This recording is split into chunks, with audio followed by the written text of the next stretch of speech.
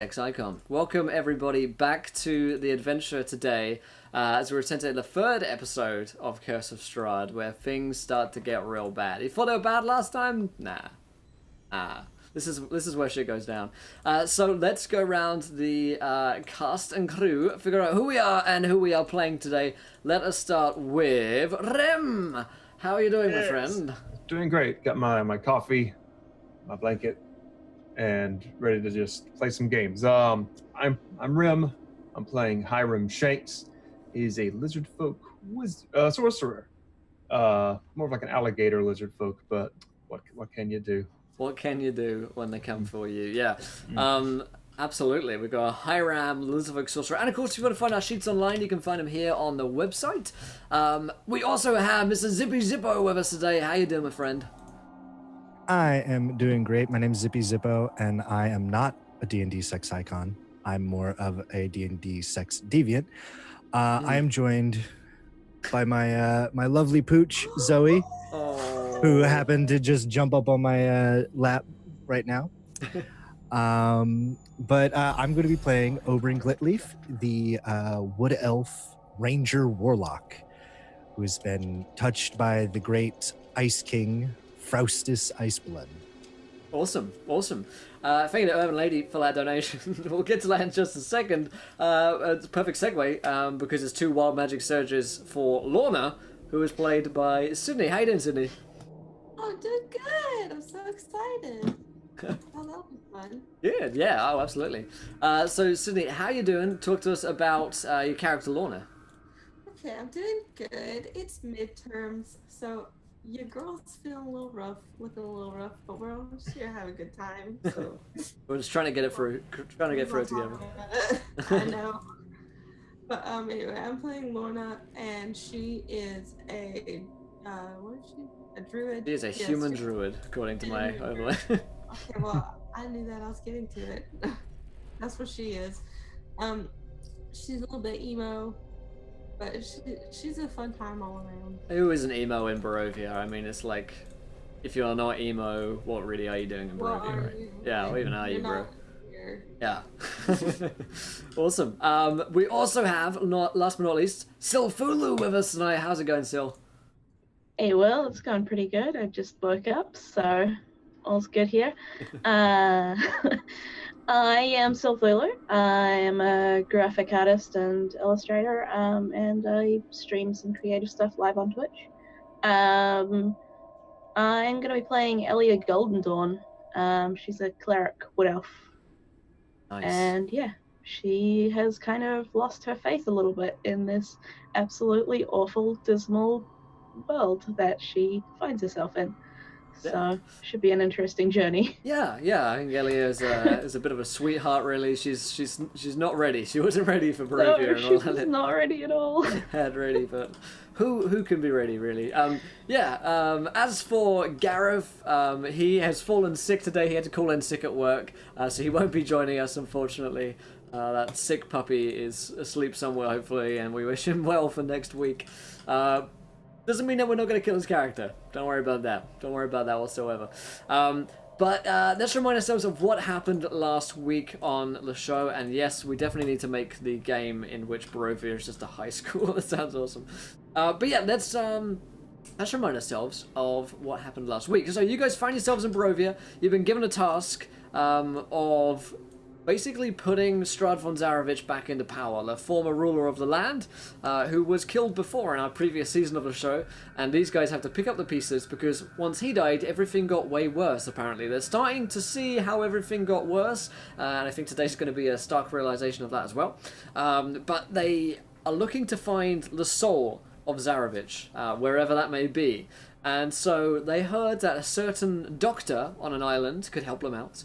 And they met with this doctor, one Caesar Alucard, and he told them that he could probably help them out, but he was also the guy responsible for making the entire worm maggots, and he betrayed the party. Resplendent offering. Thank you so much to chat donates £40. Strahd's curse has spread through the realms once more. I love it. We'll get to that in just a moment. Thank you. Man, you guys are screwed. Just so you know. So you know. But yeah, you went to this doctor, he betrayed you and has revealed your location to these riders of the child that was forgotten. The literal riders of the apocalypse, who are coming to find you and are outside the mansion as we speak. So, that's where we're gonna kind of pick up from in just a few moments. But I'll remind you guys of how to interact with today's show, as you already have. Exclamation point absent. If someone isn't here, they are most likely dead in real life. Also, it's from Meepo. Here is the way to interact. If you haven't followed yet, hit that follow button and join us. We are only 2 followers away from you guys getting a viewer decision where you get to decide something which happens next in our game. This is Barovia, so it's likely going to be something horrible.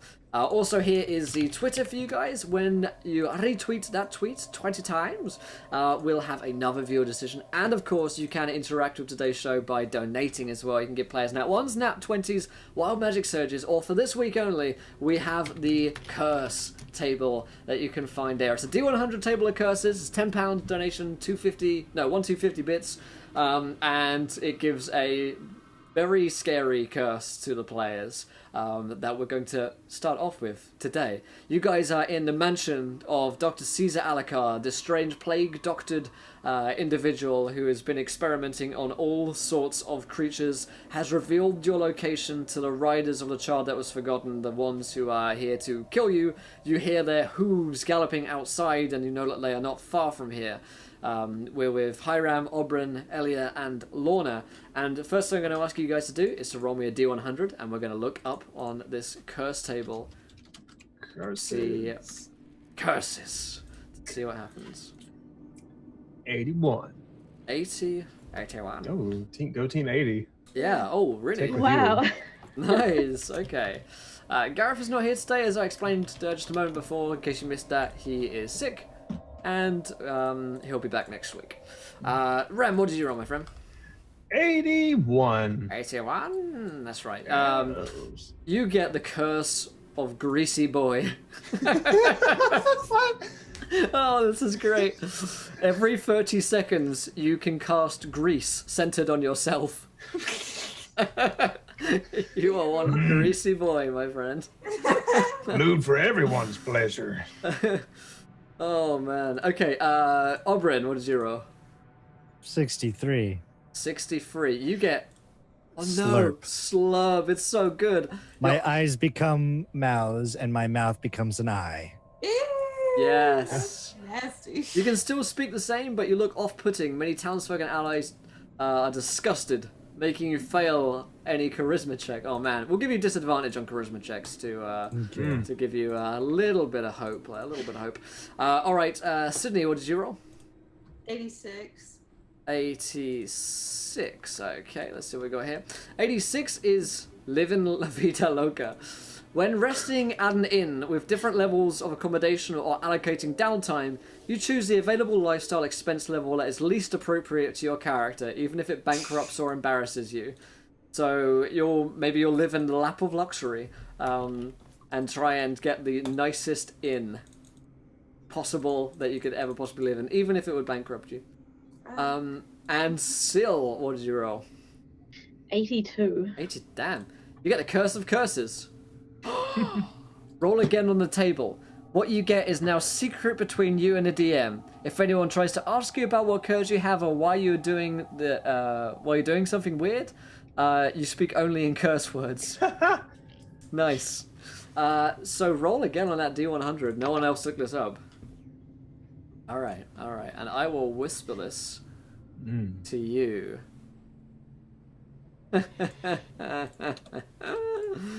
Oh, this is good. So, no one else spoil this in chat because it's just going to be weird why Elia is acting so bizarrely and no one understands. So, the group of you are with Dr. Alucard. Things are getting tense in here because it seems like the minions of this realm are here to kill you and they are riding outside your door coming towards you. So, Dr. Alucard says, once again, I'll give you guys the line. I'm afraid that The horse riders are coming. It's already too late for you. So I suppose it's best that you just give yourselves up. I curse you all. We each get a curse. And the doctor is shuffling away from you. I want to shuffle after him Yeah? with my greasy body. Yeah, you guys realize that, like, Hiram looks pretty well lubed at this point. Pretty greasy skinned after he said that he's cursed. You also see Elio's kind of swaying a little bit, like she's unstable. Mhm. Yeah, she's just trying to sort of like right herself against the wall. Yeah. Did the room just start spinning or what? I've lost depth perception. I've lost depth perception. What is going on? It's like I can hear you twice. What? Feeling unreasonably fancy. Unreasonably fancy. Reluctantly fancy. Can I cast grease on myself to like slide across the floor and try to like bowling ball down the doctor as he goes to make his little escape? I like it. Roll me like an athletics check. Okay. Down to grease. That's a natural one. That is definitely a natural one. You slip on your own grease and fall on the floor as the doctor and he is going out the door. The sound of the riders is coming closer. You won't want to be here. As he cackles and walks away. I'm just gonna ready a bow and fire a shot at him. All right, With yeah, let's do it. My depth perception. All right. Depth perception and lack thereof. Oh, baby. Jeez. That might do it. That might do it on a nat 20. So that's 15 damage. Yep. Nice. So you shoot this guy in the back of the shoulder and he like falls onto the floor with the force of the longbow shot. And he's like he's fallen into the grease along with Hiram. And you hear the door is being broken down. There is something very large coming in through the main door with this huge kind of crash and boom, boom. It's knocking. I go over and I pick the doctor up and I walk him over to the door. You're going to tell him that you are mistaken. We are not here, and you're going to send them away. Do this, or I'm going to eviscerate you. Nothing can hold back the riders. Good. Well, maybe your mangled corpse will. And I open up the door and I toss the doctor towards the spectral riders, and I quickly dash back to the party. Okay. So, what you see out there when you open the door definitely worries you. The first thing you see, as you chuck the doctor out into the ground is a woman who appears to be spectrally thin.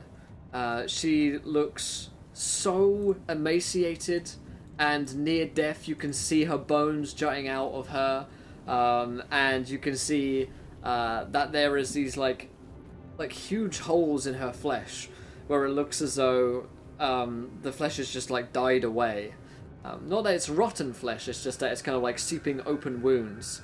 And you can see that there are like flies all around her. She is on the back of a giant spectral horse. Not giant, I suppose. Very large spectral horse. Kind of ringwraith style, I suppose. You throw out the doctor onto the ground and you see her smile and say, "Yes, I'm hungry." And she jumps down off the horse, and by the time you're closing the door, you see that she's eating the doctor, tearing him limb from limb, and stuffing parts of his body into her mouth. and you hear, No! No! I served you! and she is just going to town on this guy. As you close the door, you're pretty sure she's not going to relent. She makes like a good amount of eye contact with you. It's one of those "I'm going to eat you next" Single. looks. Yeah. The single eye. Yep. I close the door. I look at the party. Well, I just saw what seemed to be a woman devour the doctor, several wraiths, and well, I say we barricade the door and go out the back window. Sounds like a good idea to me. Is there anything, what's some of the heaviest things around here? And I start looking around for the big crates or other things to throw in front of the door. Absolutely, yeah. You will find that there are a bunch of boxes or tables or chairs that you can try and barricade this door with. Yeah, I proceed to stack and block. Okay. And use the grease to move them around easier. Okay. Yeah. So you, yeah, it makes a lot of sense. You start barricading this door. It takes you a few moments, but you're fairly sure that it would hold back most people. Right. People being the word, I guess. So how do we want to do this? Do we all want to scatter in different directions, or do we all want to go out the same way? Well, keep in mind, there's still that creature in the water, that big giant fish monster that was about to get us all. So, do we have to dodge him again too? Oh, I say we run to the closest inn or casino. a casino. We still have to cross the water. Wait. Does he have a boat? Does he have a dock? We need to go look. Is it a yacht? Is it a yacht? I don't know because we haven't found the boat yet. I'm panicking. I'm really panicking here. Yep, you start to hear the door being bashed in again, like boom, boom, boom, boom, boom. Relentless. Quick, out the back window. We'll search the back courtyard for a boat or something we could throw in the water. All right. I'll go first, so it's easier for you guys to squeeze through that window. Like, You guys can roll me perception checks. Okay. Okay. That's good numbers. All right. 16, 19. Right. 22 is pretty good. So you guys rush out and desperately search for a boat on the island near this guy's house. There is no boat on his island. However, as you guys kind of circle back desperately as the door is being smashed in, you do notice that there is a basement area, which may be at least somewhere to hide, or could serve as an escape exit, perhaps. Hiram, rip off those doors. can too. And I wipe my greasy hands off for better grip. Go to grab the door. Actually, I turned the knob first. Did I do that first? It is locked, yeah. Okay. I proceed to bite the doorknob off. Always worth a try, though. You never do know with these things when doors are open. No, you don't. You can never be too careful these days. Right, so roll me, let's see, a strength. Also, Lorna, you notice on your 22 that the good doctor, had a whole pile of notes of his research that looked like they might be useful. So, are we still in there? You still are, yeah. You've circled back inside the house. Hiram is trying to take down the door, but his buttery hands are just smacking against it right now. Can't turn the knob. Go grab his notebook. Uh-huh. So maybe I can sell it and get more money. Makes a lot of sense. There may well be a someone in the business in I went to a Barovia. pawn shop. I don't know about y'all, but So you guys... Elena's just kind of leaned up against the wall and sort of like looking like she's about to puke and yeah. Here, Hiram, I got this. And I go to the doorknob and I grasp it and I try to freeze it, like just kind of lower the temperature to where it becomes a little bit brittle and maybe we can like break it. Absolutely, yeah. You can Hiram can roll again, and you can aid. You can take the help action, so you can have advantage on this, Hiram. And you guys hear the door being smashed in, and that same voice of that hungry woman. And she says, "Snack is over. Now where are the rest of you?"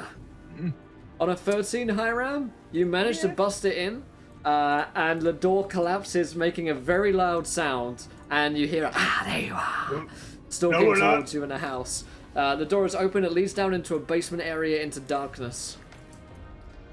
Oh. All I right. guess we know.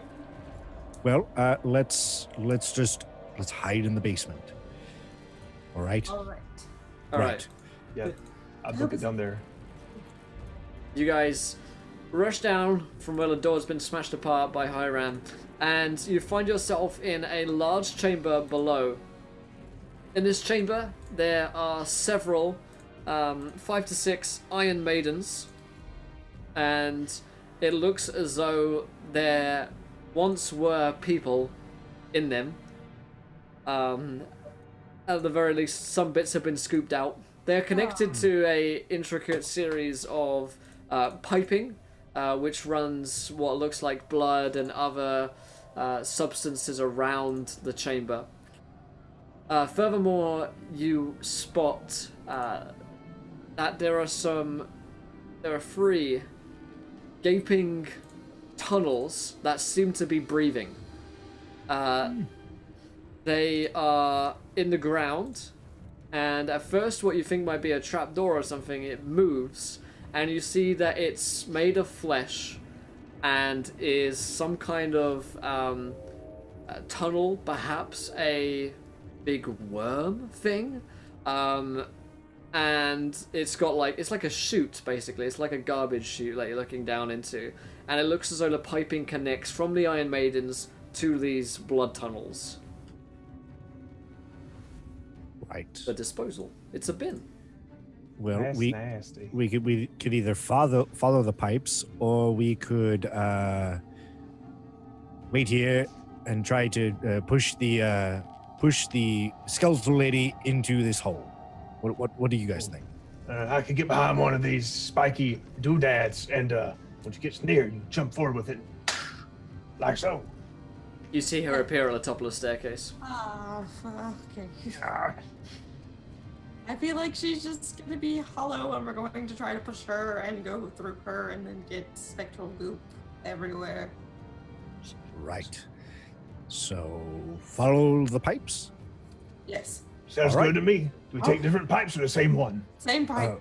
Same pipe. Don't ever Same split. pipe. Never split up. Okay, We're stronger in numbers. who is jumping down the quote-unquote pipe, or what I'd like to call the flesh pipe from now on? Hiram, you go first, so you lube it up. With Yeah, I'll get it ready for everyone. You gotta get it ready for the whole team. Oh, you grease it on the way down. That's Yep. intelligent. Just It's a noble thing to do. It really is. So shank away. I dive in, swan dive. Nice. Easy. No, you are good. You are in. However, the rest of you, she is at the top of the staircase, and at last there you are. And she says, "It's been so long since I've eaten." And you can see the blood and parts of Dr. Alucard that are running down her chin. She clearly just ate a whole human person. She is coming towards you guys, and I would like you to roll on acrobatics to see if you can get down this throat pipe in time. You. Okay. The flesh pipe. Oh, a natural 20. Oh, Nice. Your nat 20s are 15. gray and not green. I got 18. I'm rolling at disadvantage, so that's the 15. okay. Well, actually, for you guys, that's all pretty damn good. So, describe to me how the 3 of you, how you're going to escape just out of her grasps down into this tunnel, which is very much like a water slide of fun. Yeah, Yeah, go. okay, I want to I'll go head first, like a little porpoise. Yeah, I'll go straight after her and just sort of stumble my way over there and just try and jump in there as best I can. Yeah, the three of you like plop into the tunnel. So Oberyn, you're the last to go. You see she's frustrated as you're going. As I slip down, I'm like, well, I guess you're going to have to go find yourself some other food. Bye.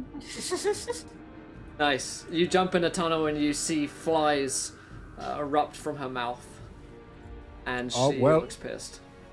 That doesn't seem good. All right, can we fall any faster? I'm greasing as best I can. Grease. Give her more grease.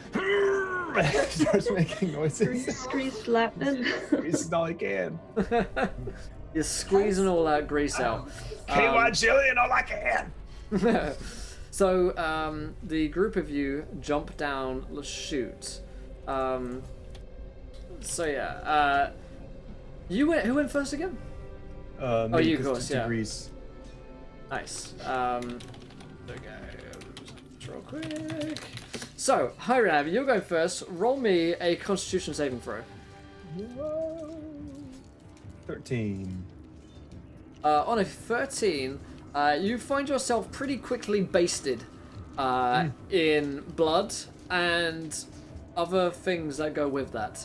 Other caustic fluids that have been running through this chamber and from the Iron Maiden into the flesh pipe itself.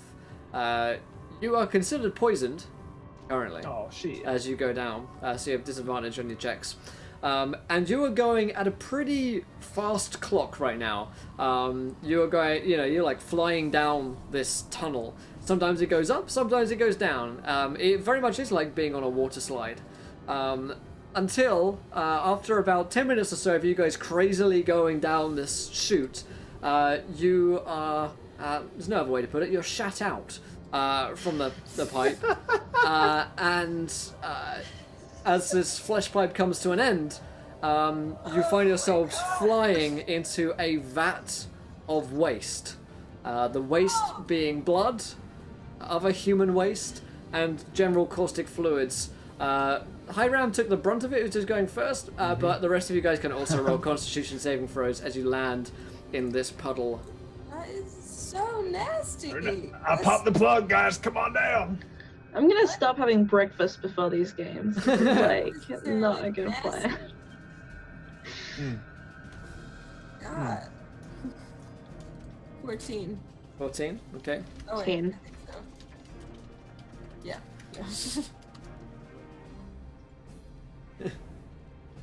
They hate us because they ain't us. I love that. 10 and a 12 from Oberyn. Yeah, okay.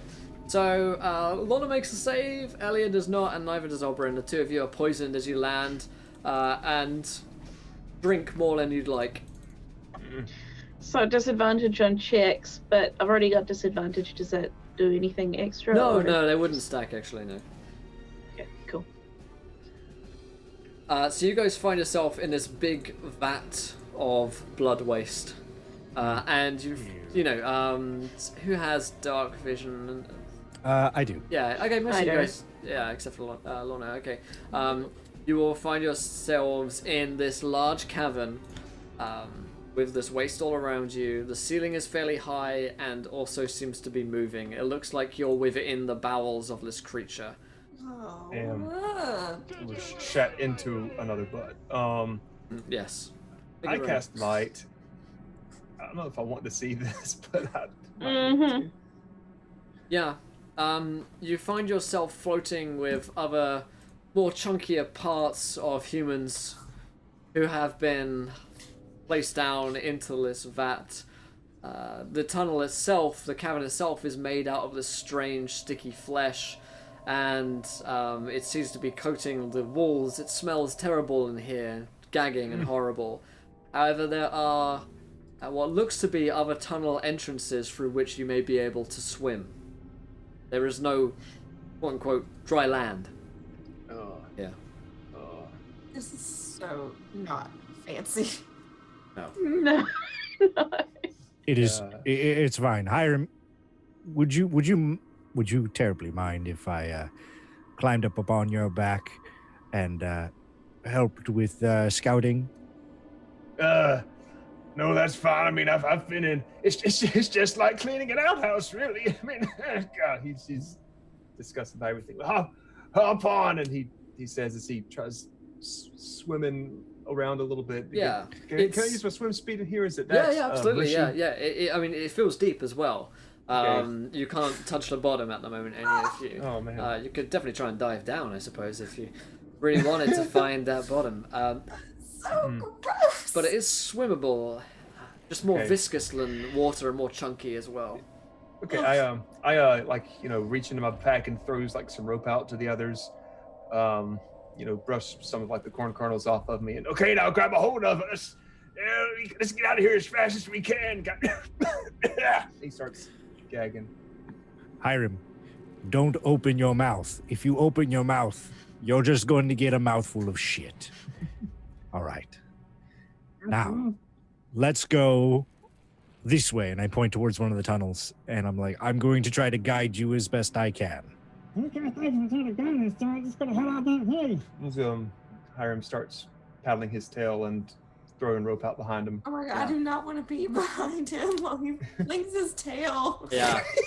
The tail is definitely sending goblets and chunks I will of flesh go next flying. to Hiram, and I will try to hold on to him, even though he's all looped up. I'll try to get a good grip on his, I don't know, scaly skin. Yeah. My slickness. Yeah, I honestly, I was grossed out because of the grease, and now I'm appreciating it. It's protective coating to protect me, keeps me from getting I sick. imagine it's like, you know how when you pour melted butter in something and it separates. Oh yeah, that's what I was going. Yeah, I think oil and water is a good comparison there. He's just covered in it, and it kind of separates. I like that. Yeah, me too. The tunnel leads onwards with Hiram leading the way after Oberyn points it out to you, and you go through this flesh tunnel for the best part of a few minutes, having a look around, seeing if you can find any kind of exit to it. It seems to be going fairly parallel, but it's difficult to tell, and the rhythmic breathing of whatever this organism is runs through the tunnel as well, creating a form of waves, I suppose, that push you guys along. You can all roll me perception checks. Lorna's at disadvantage because she doesn't have dark vision. Are we at disadvantage anyways because of being Oh, poisoned? you are correct. You guys are pretty much all poisoned, right? 5. Okay, 15 from Hiram's probably going to be one of the better ones there. Yeah. You spot... in fact, you don't even spot it at first. You hear something, Hiram. As you're pulling your way through these waves of flesh waste, you hear what seems to be a... You think it's maybe insectoid? And another from further along in the tunnel. I like dip my snout out of the gunk, and I think we might have company in the form of some large critters in the shitter, if you know what I mean, good sir. I shout up to our companions. All right. Well, I pull out my water skin and I kind of pour a little bit of water on my armor. Not just to kind of wash off some of the blood, but to also cast Armor of Agathis as frost begins to accumulate all over my gear. Okay. Anyone else want to do anything? It doesn't seem to be coming towards you. It seems to be fairly grounded in that place where you heard it coming from further along this tunnel. And all of you can hear this now that Hiram's kind of stopped and made you pause. The sound is Below's asking in chat. Well, yes, proceed, but be very cautious as I grab an arrow and knock it in my bow. And everyone, be very careful not to get any open wounds while we're in this. sepsis, Yes. Yeah. Infection. I go from like speedboat speed to like trolling motor. So Yeah. it's like. Yeah. I just imagine Hiram making that sound like, Yeah. just like him growling. Like, Bro, it's like when you get like when you like gargle. It's like the sound he's making to make Yeah, sure. he's got Yeah. Oh yeah, yeah. nasty. yeah, gargle shit in your mouth. Really get God. that flavor. God, stop being nasty. So the group of you push onwards, and Hiram, you hear the sound again, and you see you hear at first a little splash that goes alongside that, a little, and then a little splash, and then the sound of something moving through water, and you look to see what would appear to be an insectoid creature that chitters when it moves with that same, and it has 4 legs and 2 arms, a strange insectoid head. It has a fishing net, and it seems to be scooping up goblets of flesh that come by and depositing it into a basket which it has on its back. So it kind of goes, scoops, and in one clean motion sets it onto its back, as though you were like digging, I suppose, like similar kind of motion. Grabbing up the goblets of it. It's about as large as a short human would be, and appears to be on its own currently. Okay, I'm gonna idle up along the edge of this sphincter and just kind of careful, you guys. Up ahead, there's some kind of crap snatcher reaching in and plucking stuff out. We don't want to get taken with it. Either we can jump it, or I can try to dive and creep past it. Let's see whether it's friendly. You there, crap snatcher, and I pull back my bow. As you say that, you see it jump up in alarm, and it goes and turns and runs, taking its net with it, but leaving behind its sack of meat. Well, shall we go after it? I'd prefer not. Maybe just limit our interactions with anyone that's not us. I prefer to not encounter as many folks as I can while running through a pipeline of dookies. So if we could just get on down this here stream and escape ASAP, I would not mind that in the least. All right. Well, we got 2 for leave. What about you, Illyria? I would like to get out of here as fast as I possibly can. Well, may I also point out that creature didn't turn to fight; it turned to ram. It might know the layout of the Dookie pipeline that we are swimming through. Well, he can draw us a crap map. Let's go get him. I changed my vote to chase. All All right. right, let's anything to get us out of this literal shithole. Anything. Alright. Okay. All for chasing him? All right. Yes. Chase. Right. That's right. All right. The enemy of my enema is my friend. And I start. Ew. That's a quote, yeah. I like that. So, so you want to follow this guy. You can roll me a survival check, see if you can follow his like little insectoid footprints. I would like to help him with survival. Would that be possible? Yeah, you can Okay. you can assist. I'm assisting. So you wouldn't get advantage, you just get normal because we're all poisoned. Yeah. I got a 11 if on a natural plain roll. Okay. Anyone roll higher than that? Oh, I guess you just rolled. I mean, I could throw a roll out there. Nope. Okay, well, Absolutely not. 11 isn't great, but it's not bad. There is only one set of, like, I guess, trail through the water that you can see this thing going, and there was a little kind of, there was a little pier, I suppose, that it was standing on, this kind of pier of flesh from which it was scooping up the bits and putting it into its sack. So you kind of find something of dry land for a moment, And you see the only tunnel through which it could have gone down is a very, very large tunnel compared to the others that you've been down. And you think that this is the only way it possibly could have gone, really. Okay, I start to. As much as I hate sniffing down here, I think he's down this little path. All right, hold on. And I stop and I pick up the little sack of meat that he dropped to carry. Maybe if we return this, we can show him good faith and he'll show us a way out. Yes. Well, what's in it anyways? Don't open it and It's probably poop.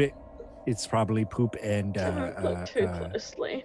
gore. But here, you can go ahead and then, take a taste if you will. I don't take a taste, but I do look inside. I've worked with lots of animals. I've dealt with this kind of stuff. You should see the outhouse that I have to clean back home. Oh boy. Is it just more of the same stuff? What exactly did you want to look at? Sorry. Just checking the bag to make sure it's. It is a bag of meat, Peanuts mostly. okay. Mostly meat. It doesn't look like it's been going for like the crap and the bits of vomit and stuff like that. It's all mixed in, of course, but it looks like little kind of parcels of meat which have been lovingly put into the sack for later consumption. Yeah. I tie it like around my waist, around my little belt. I shake off my coat the best I can, away from everybody so it doesn't spider. And Well, let's get going. Dum. All right. And I guess we're off after the shit scuttler. Yep. Okay. yeah. All right. You follow down this large tunnel until it comes out into another cavern, which seems to be kind of leading upwards. Seems to be an upwards battle against the Tidalus point, so it gets a little bit harder going. And you come out into this cavern, and once again, you guys can hear this, but there are a lot more of them. They seem to be kind of not in sync, several of these creatures. Are you trying to go hidden as you come into this cavern because you suspect that they are in here? I'll have to snuff out my light then, and then we're just Oberon's gonna have to guide us this dark vision. Yep, I'm going to stealthily guide them. Okay, so let's roll a group stealth check. Okay. Group stealth check. Ooh. Ooh, I've got disadvantage. Well, yep. Disadvantage for Hiram, it's 13, Elian 8. Oh, not Honor, one. not 1. Yeah, not one. Yeah, I okay. see you guys. They definitely see you guys. They definitely hear you first of all as you're splashing loudly through the waters. And it's not long as you look over from around the, through the bend, I guess. You see that there are about 5 or 6 of these creatures, a little bit larger than the little one that you saw, who is also standing there and seems to be chittering to them, speaking, conversing with them. It points back to the tunnel that you guys are coming out from, and as a loud splashing occurs, you see these 6 creatures are armed with nets, hooks, and spears, seem to be highly agitated at your presence to the point of anger that you are here. And you see them kind of towards you, their insectoid bodies, throwing down their sacks of meat and seeing fresh meat before them. So we're going to roll some initiative at this point. Oh no, we just found the rear guard. No. Oh boy. 16. I'll run on a 16, okay? Nat 20! Oh, I nice. could have used that earlier. Yeah. That would have been nice. Hiram. 2. Nice. Elia. 9. 9. Alright. 9. And these guys. Yes. Pretty dexterous. Pretty dexy. They do say so themselves. Rolled a nat 1. Of course. So we're going before Hiram though. So bugs going on a 5. So we got Lorna going first, followed by Oberyn, Elia, the bug people, and then Hiram. So Lorna. You're in the Okay. water. You're about 30 feet away from these guys who seem to be on the kind of dry land. Yeah. Okay. So okay, I have to move up like close to them. Yeah, another thing to note is whilst you're swimming, it would be very difficult to like fire a bow or anything like that. Yeah. Not only are you in complete darkness, but you'd have to like find a way to get out of the water. Also, Yeah, wielding like a so- two-handed weapon would be difficult. Yeah. So I have I'm gonna have to like get all the way up there. Yeah. Okay. Well, you can use your swim speed to get over towards the dry land if you like. Yeah. With 30 feet of movement, you can use your move action to get to the dry land where these creatures are. That's what I'm doing. Okay. So you wouldn't be standing within 5 feet of one at that point, Yeah. but you would be within range to attack one with like a ranged weapon or something I like don't that. have a ranged weapon. Okay. So just end your turn there. I have a crossbow if you want to snatch it off of me. Throw it on over. All right, here you go. And I give her like this, like Awesome. it looks like an old like Civil War kind of crossbow if Yeah, there yeah. would be one. Sure. This is gonna be interesting. All right. So it's 1d20 plus your dex without proficiency. Yeah. I gotta sneeze, I think. I'll hold it back. Hold back the tide. I'm Alright, ready, you guys in chat. We are just 2 followers away from the viewer decision. If you haven't followed yet, join us. Screw these guys. Money. A 20 is going to be a hit. You are poisoned, so you're at disadvantage. Okay. Oh shit. So you have to roll again and take the lower. 20. Hey. 20! There you go, nice. So pretty much every roll that you're making at this point is going to be a disadvantage because of the poison. So yeah, That's gross. What's the damage? D6. 6. Thanks. Thank you. You're welcome. That's so nice. 1. Plus your dex bonus. 3. Nice. Alright. So you shoot one of these guys for 3 damage. Okie dokie. He looks mildly annoyed. Mildly yeah. annoyed. Me too. I'm covered in shit, and I'm trying to be fancy. Yeah, I'm not this living my best life. guy, like, to these guys, you guys are like covered in barbecue sauce right now. Ugh. You know, it's like you guys look tasty. I'll lick it Baby off. back. Thanks, Will. I think you just ruined barbecue sauce for me. That makes me want to throw up. I'm not like I Yeah. because I feel like I'm gonna vomit. BBQ. All right, that is Lorna's turn. Oberyn. All right. Since it's gonna be hard for me to shoot a bow in the goopy water, I turn to Hiram and I'm like, Hiram, let me hop on your shoulders. Steady me. Don't worry, I got your back like All a right. butt crack. So I'm gonna cast Expeditious Retreat to get a bonus action to retreat onto Hiram's shoulders and then try to take a fire with my longbow. All right. I'll allow that. I'll allow that. You still have disadvantage because you're. Oh poisoned. yeah. Yeah. So Oh, 25, okay. 25's gonna do it. hitting with the 12. Hitting with a 12. Nice. Oh man. Okay. Do you want to hit the same one that Lorna hit, or do you want to hit a completely different one? I'm gonna hit a completely different one. Okay. How would you like to kill it? Well, I assume that I just fire an arrow into its skull and it kind of explodes like Fallout 4 Radroach style. Yeah, exactly like that. It's got that kind of mushy brain which opens up when you loose an arrow into the carapace skull, I suppose, and it explodes all over everywhere and creates little goblets of flesh of its own into the Great River. That is Oberyn's turn, I guess. Elia, what you got? I am gonna Sacred Flame it. The one that Sydney attacked earlier. Yeah. So it needs to make a Dex saving throw. Okie It's dokie. DC 13. See it.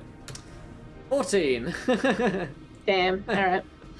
Sorry. Yeah. And I guess I'm gonna try and make my way over to Sid as well. Okay, cool. So you're next to Lorna on a dry land. dry land, flesh land. I like it. So Elia's turn. Some bugs get there go. There are 5 of them left standing. One of them is going to try and get into Lorna. On a she attacked on a 21. Versus your armor class, Lorna. Yes. 21. So you'll take 6 damage as it stabs you with a spear. And just gets into you. Elia, a 12 versus your armor class? No. Alright. One is going to have a go at Obrim.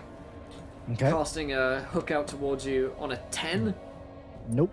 And finally, one will try and shoot at Hiram on a 14. 14 will hit. Ooh, nice. Which means that you will take 7 Ow. piercing damage as it gets you there. Because you're pretty good with this hook, which lances into the side of your shoulder and really tears into you there. Damn me, Cora. Alright. There is one last one. Let's see. D4.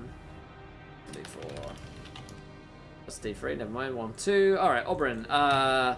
Okay. I mean, I always pick on Oberyn now, not Oberyn. Elia. A 13 versus your armor class, Elia.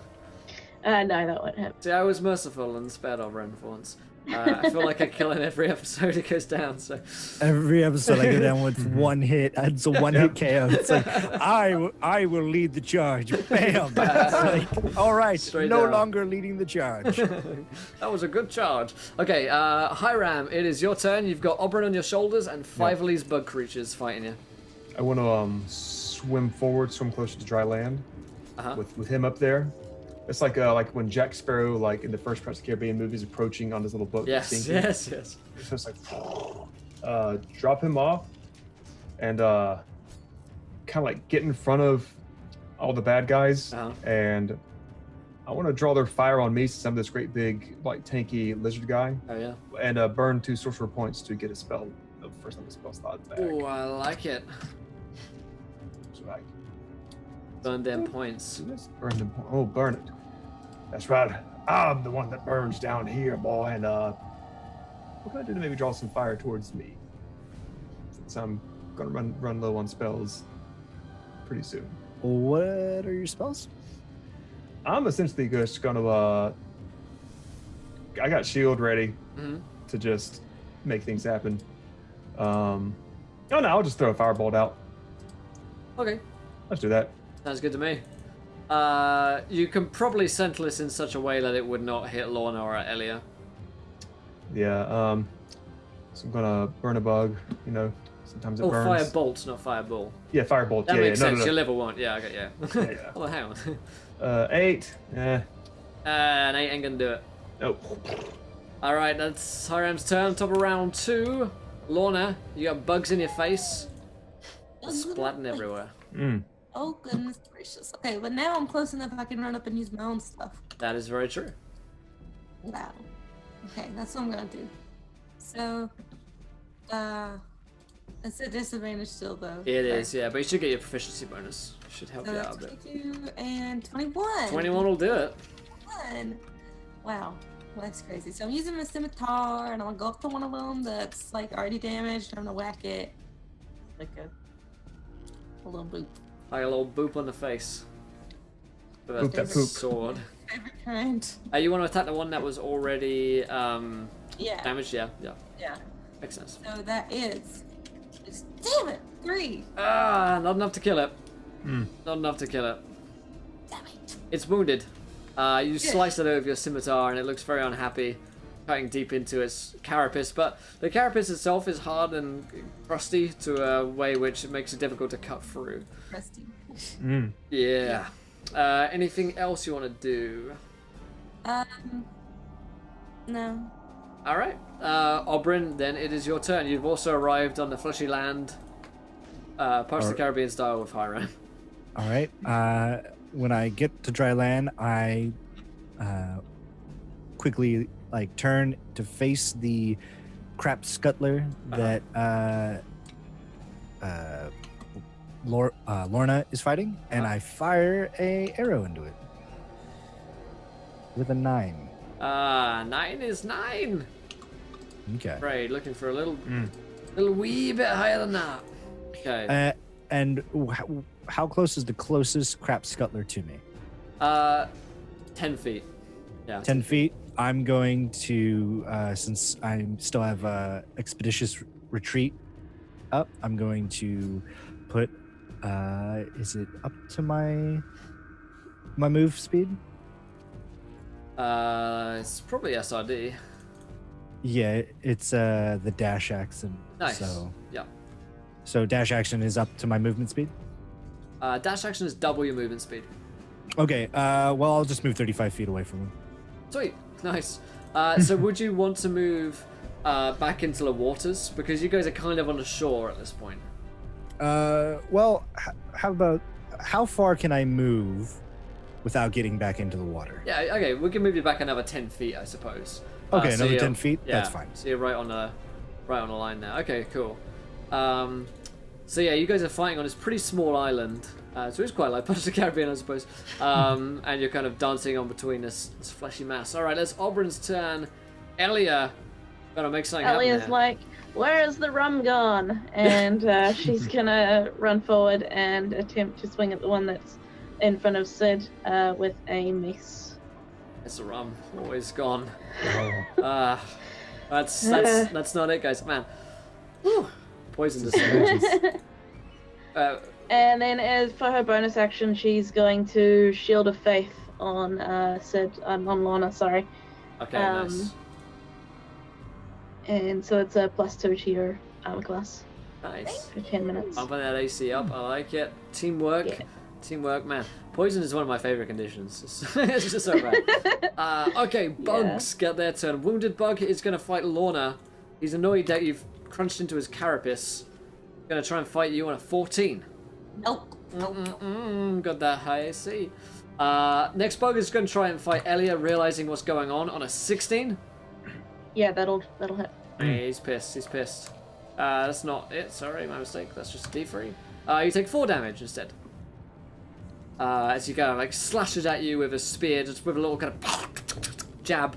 The sound of their like, not really muscles, I guess, but like insectoid arms and legs moving around makes that kind of sound like a typewriter. The third guy's alive. He's going to try and shoot at Oberyn. Move back so he can't get in his nice stab. But he's going to get you with his hook for a 23. He hits me. So what's his damage? His damage is going to be 6. 6. Okay, so I still have armor of Yes. Agathis still up, and since he attacked me while he still had the temporary hit points, it removes all 5 temporary hit points and deals 1 damage to my actual hit points. Let me see what it actually does to him. I think he takes some damage, right? Yeah, he takes 5 cold damage. Ooh. Nice. That's not enough to kill him, but he looks really wounded by that. Yep. Cool. Okay. Last guy's gonna shoot at I'd probably move in to hit Hiram actually on a nat 1. No. So no luck there. Not too much luck from the bugs this turn. And it turns over to Hiram. This guy's in your face. Oh, Just failed epically. I've got some Pepto for his Bismol. I'm going to Tides of Chaos. Starting at first level, I can manipulate the forces of change and chaos to gain advantage on one attack roll, ability check, or saving throw. But once I do so, Very nice. you can wild magic me. I'm going to burn. Burn, baby, burn. This is So cool. that itchy burning sensation. Mm. Ah, shit. That ain't gonna do it. That ain't gonna do it. I'm afraid. How do you fail epically with this? I mean, we got a lot of methane in this situation. We got a fireball. How does this play out? He goes to like open his mouth and breathe some fire, but like instead it like catches all the methane around his body and the grease and just. So he's like in Looney Tunes, whenever like a gun explodes on one of the characters' face and it's all blown back in black ash. It's one of those moments. The eyes do the tickle tickle, and he shakes it all off and is mad. He's Very pissed. nice. Well, not pissed. That's the other end. Yeah. True. Top round 3, Lorna. It's your turn. You got 1 bug in front of you. Looks pretty wounded. Yeah, I'm gonna get him this In time. particular. Everyone, get ready for nat 1. Oh my god. No. Oh my god. Never mind. How do you screw it up? Never mind. I don't know. Probably slipping some shit since we're like surrounded by it. And My fire bounce over to her and I'm so busy trying to keep shit out of my new fancy spear wound and trying to be fancy and live my best life. I mess up. You mess up. It's alright. It's alright. So that's Lorna's unfortunate turn. That's what I'm telling you guys. Poison is the best. Oberyn, your turn, my friend. The shit scuttler that threw his spear at me, I'm gonna fire an arrow into him. On a 10. Alright. A 10. 10's not gonna make it. You're looking for a little bit higher. A little bit more than 10. Anything else you got up your sleeves? I'm gonna expeditious retreat towards him. Oh no, I took damage. It's gone. Never mind. Yeah. Yep. Yep. Damn it. Okay. Elia, you guys at this point are just flailing around in blood and shit and trying to do something, but these bugs, they don't seem to mind this strange environment that you guys are in. Okay, I am going to cast Bless on the other 3 members that are attempting to hit the stuff. Is that a D3 or D4? D4 to their attack rolls or saving throws. Nice. So you guys bless up while Elia's got, I think it's concentration spell, right? It is concentration, so that means the Shield of Faith on Lorna disappears. Alright. So no more shield for Lorna, but everyone gets a bless, right? How does that work? Do we roll and take the disadvantage and then roll a d4 and add that on to the disadvantage? Right, so it's, yes, it's before I tell you whether or not it's a success or a fail, so if you think that it might be close, then you add an extra 1d4 after the roll, yeah. Alright, cool. Alright, anything else, Elia? No. Alright, takes it That's to the it. bug's turn. They're gonna have their fun again. So, Lorna, a 19. Yeah. Yep. Takes 6. Oh my god, no, I'm fucking dead. Oh no. Dead. Down, boys. Damn it. Lorna falls down. I'm dead. Bless up. Okay. Let's go, Lorna. These guys are well adapted and evolved to this environment. Elia, one on you. If this will roll. Sorry, Lorna. Probably should have healed you instead. I don't know. Yeah, honestly, I don't even care. I don't even care.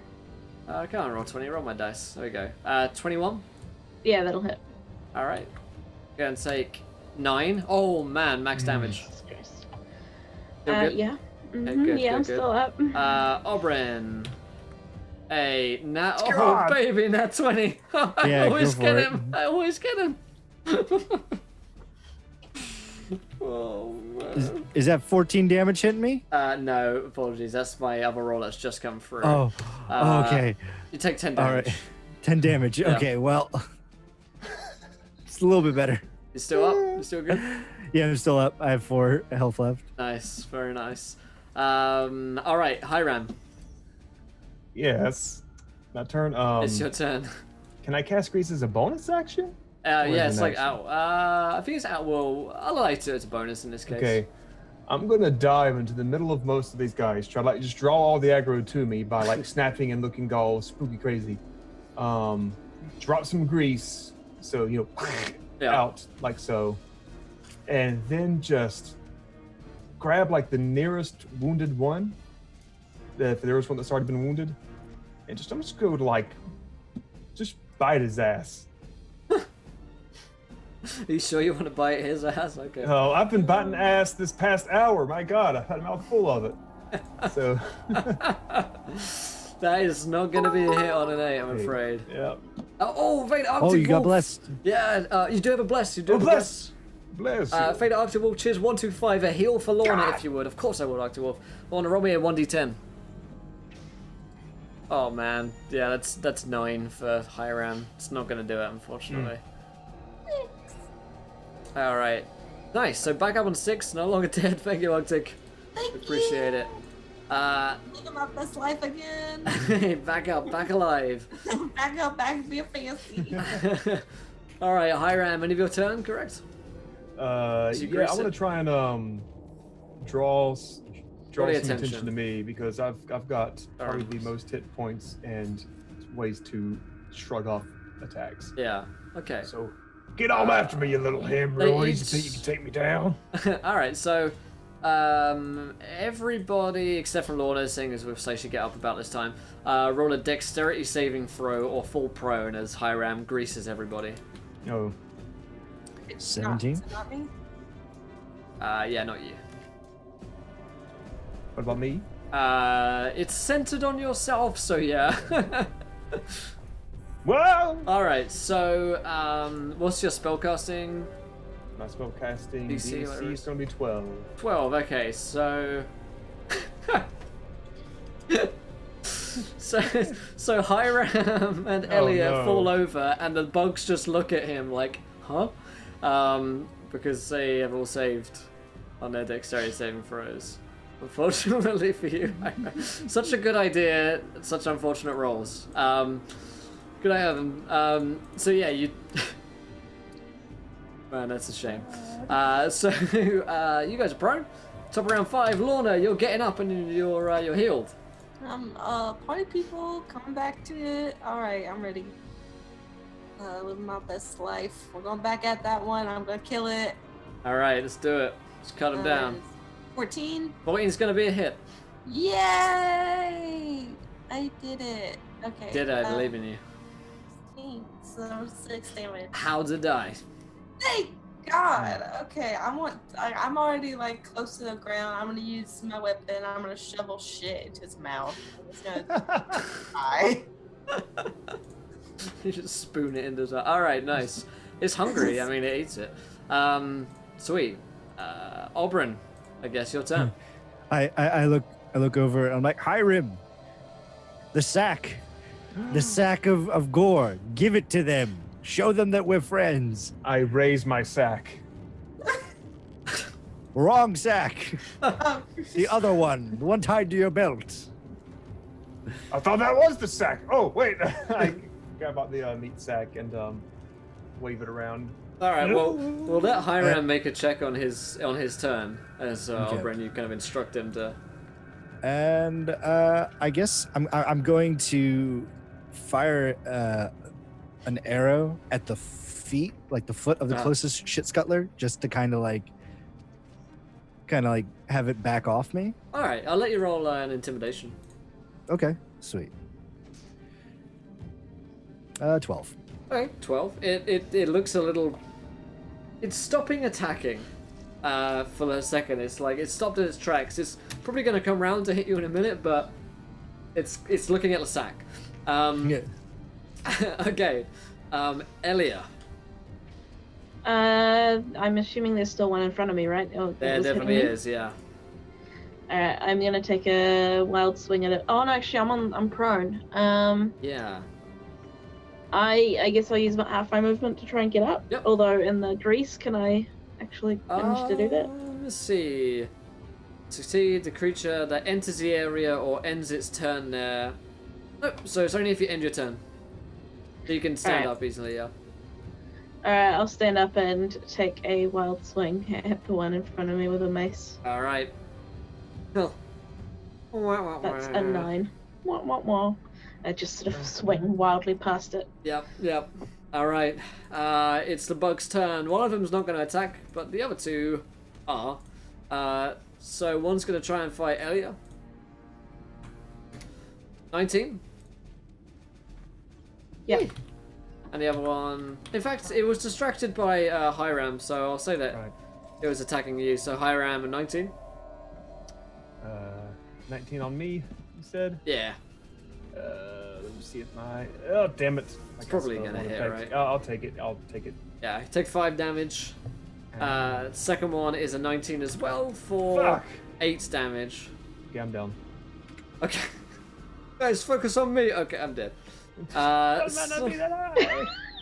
So Hiram, Hiram goes down in his own grease puddle as he gets the sack, and the sack goes flying. Hiram, it's your turn. Saving throw time, baby. Let's save, boy. 14. 14 is going to be a save. So, that is good for Hiram. Top of round 6, in fact. Lorna, you guys definitely know there's 2 of these guys that are still attacking. One looks very distracted by the sack. You guys all notice that they definitely look like they're hungry for this flesh. I will mosey on over to the one distracted by the sack and try to whack it on the back of the head. I like it. So, You can get advantage on this, so it just plays out as normal, so an 18. yay! It's going to be a hit. Living my best life. 6 damage. 6 damage, alright, doesn't die, but it's in a lot of pain. Ha. Alright then, Oberyn. I'm gonna fire at the the shit scuttler that was right in front of me. Nice. That's gonna do it. All right, let's see. 10. How does it die?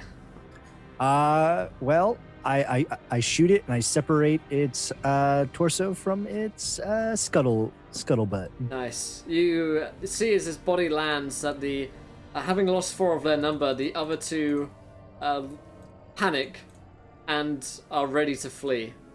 And they are going to start to turn and run.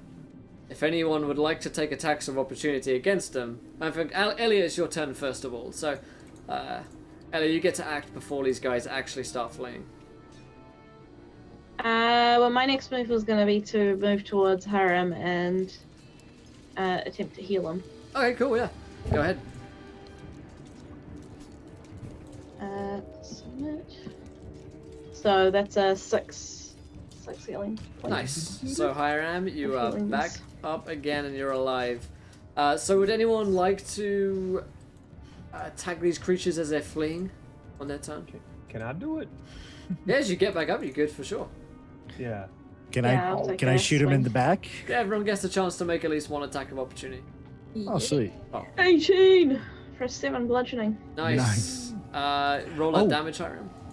Hold on, I got a bless. Got a bless. That's 4 damage. Nice. 12. All right. Well, you guys all cut them down in a Yeah. flurry of So blows. You finally get your shit together, quite literally. And as they turn and flee, you cut them down, stabbing them in the back, and they fall dead before you on this little island of floating flesh. You guys are once again alone. Well, I was hoping that we could have them show us the way out, but that doesn't seem to be an option. That Well. did not go the way that I wanted it to. Nope, not indeed. All right, I think we should take this moment to have a rest. I don't think we're going anywhere anytime soon. No, this little fissure seems like it's going to stay put. Yeah. I'm just a little bit nervous about sleeping in shit. If you think of it like chocolate pudding, maybe it would be a little bit better. Well, I thought I would get used to the smell after a few minutes, but I haven't. I do have an idea. What is your idea? I think if we cause some sort of more rattling disturbance, then maybe we won't have to find a way out. We'll just come out. Like a intense burning sensation, And I hover a firebolt in my hand. I guess, but Possibly. do you have to expel your excrement when you feel a burning sensation in your colon? You don't know me. Hiram, why don't you bite the walls of this fleshy room that we're in? I don't know. I don't never really bit no sphincter before, but well, we can see what happens, I guess. We can call it a Hiram job. Yeah, there we go. Hiram job. Yeah, it's a bit of an intestinal bites. So I start the walls while fireballing other areas.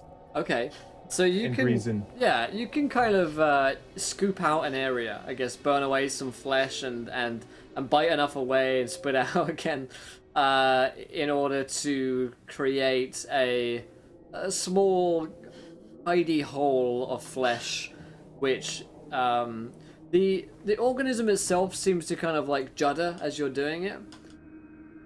It's not. It doesn't seem like in a great deal of pain, but you can definitely sense that the flesh like wobbles as it does it. It can feel the fact that something is burrowing into it. But by the size of this thing, you must be like a tiny, like paper cut to this living being. How And do you feel like it's gonna poop? and maybe it will. Who knows? Maybe it will. Right. Yeah, and you guys find yourself in this little kind of cubby hole of flesh. If only we had milk from a cow and citrus. We could curdle the milk and hopefully make it have rancid diarrhea. Or if we could like grow some trees real quick and give it a lot of fiber. This is true. But I think our only option is maybe to take a moment, take a rest, and then continue on. Because I don't know about you, but I've taken a few hits. Me too. I mean, I'm pooped. That's not Very funny. apt.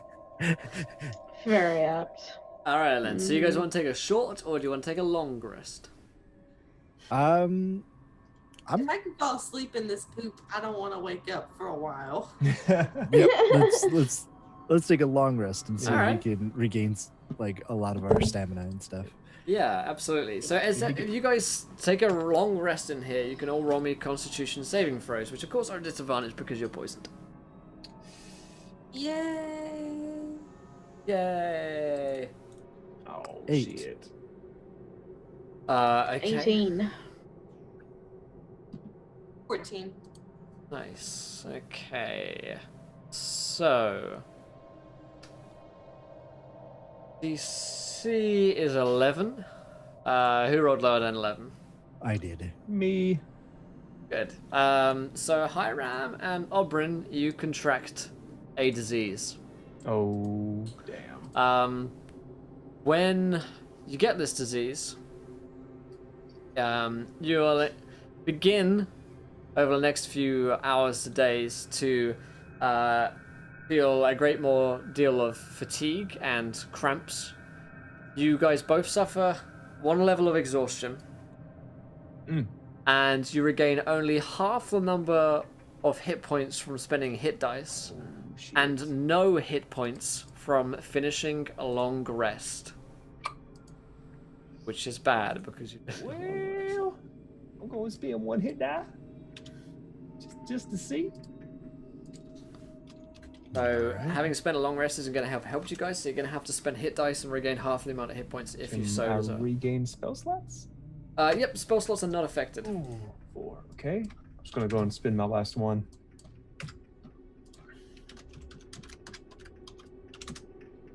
Yeah. Round down or up? We'll let you round up. Yeah, okay. 13. I don't Feeling feel good. so good. My tummy starts to hurt. The two of them So- definitely look worse for wear. Mm, this anus is making me upset. It's making me upset too. I feel like we should have just beat the crap out of that undead. No, if you do it, then I'm gonna. Wait, stop! I'm not even sick, and now I'm gonna start.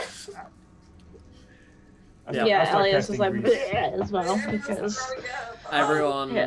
you Casting guys, grease everywhere. the water level rises in the little pond that you guys are in. It's still headed upwards, which is a good sign because you think if you can continue onwards, you may be able to find some kind of exit. But you've been down here for the best part of 8 hours at this point, swimming and resting and fighting, and the rancid atmosphere, that which you've either accidentally ingested or just gotten into your clothing and your skin into any open wounds, has definitely started to affect all of you, but in particular Oberyn and Hiram are suffering the effects of the disease now.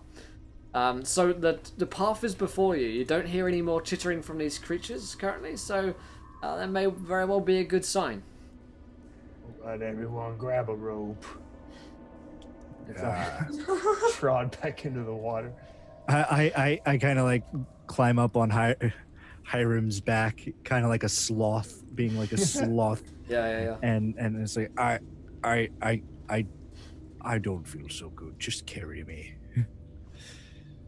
Carry me, carry me. So you guys Okay, are kind of roping together and heading up the tunnel. Is there a way we can maybe like cut out like a chunk of flesh to use as like a raft? Maybe? You could roll me a survival check to fashion a raft with your special Hold teeth. on, guys. I can probably take a bit of this flesh here and go. Oh shit! I rolled an 8. Yeah, it's like sticky and it's hard to pull away. It's like the texture of like fish, I guess, or like shrimp. I'm too Yep. fancy. You give it a go. I will guide you. So Nice. have I feel like guy. 1d4. 1d4 bonus. Yeah. Damn it! Here, I'll give it a go. 12. They all suck. Plus him too. Okay. Between the group of you, you managed to fashion a very mediocre flesh raft from the flesh pipe. It's little more than just a raft that you may be able to kind of like pull along, big enough for the group of you. It wouldn't do well if anyone was to jump on it, for instance, and it's likely to capsize. Okay, I'll just get in the water, the doo-doo water, and Oh my god, you're like Jack. Then all of us are I know. Rose. I know that this shit Titanic we're going down.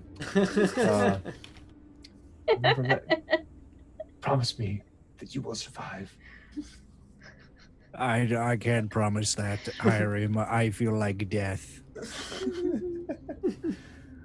Well, I suppose that I then tie myself to the flesh thing and start paddling. Celine Dion kicks in with My Fart Will Go On, and we paddle off. Alright, so you start paddling your way upwards through the flesh pipe for some time, or it seems like a good few hours. You don't hear any more of that from the creatures, although occasionally you feel like you might be able to hear it in the distance coming from behind you. You push against the tide and continue to go onwards until the tide comes with you once more and seems to be running upwards alongside you. As this happens, it becomes a lot easier to go as you're going through this network of different fleshy tunnels in almost utter darkness and in complete filth. At long last, Hiram spots hope ahead in the form of sunlight, fresh air, which is floating down towards you.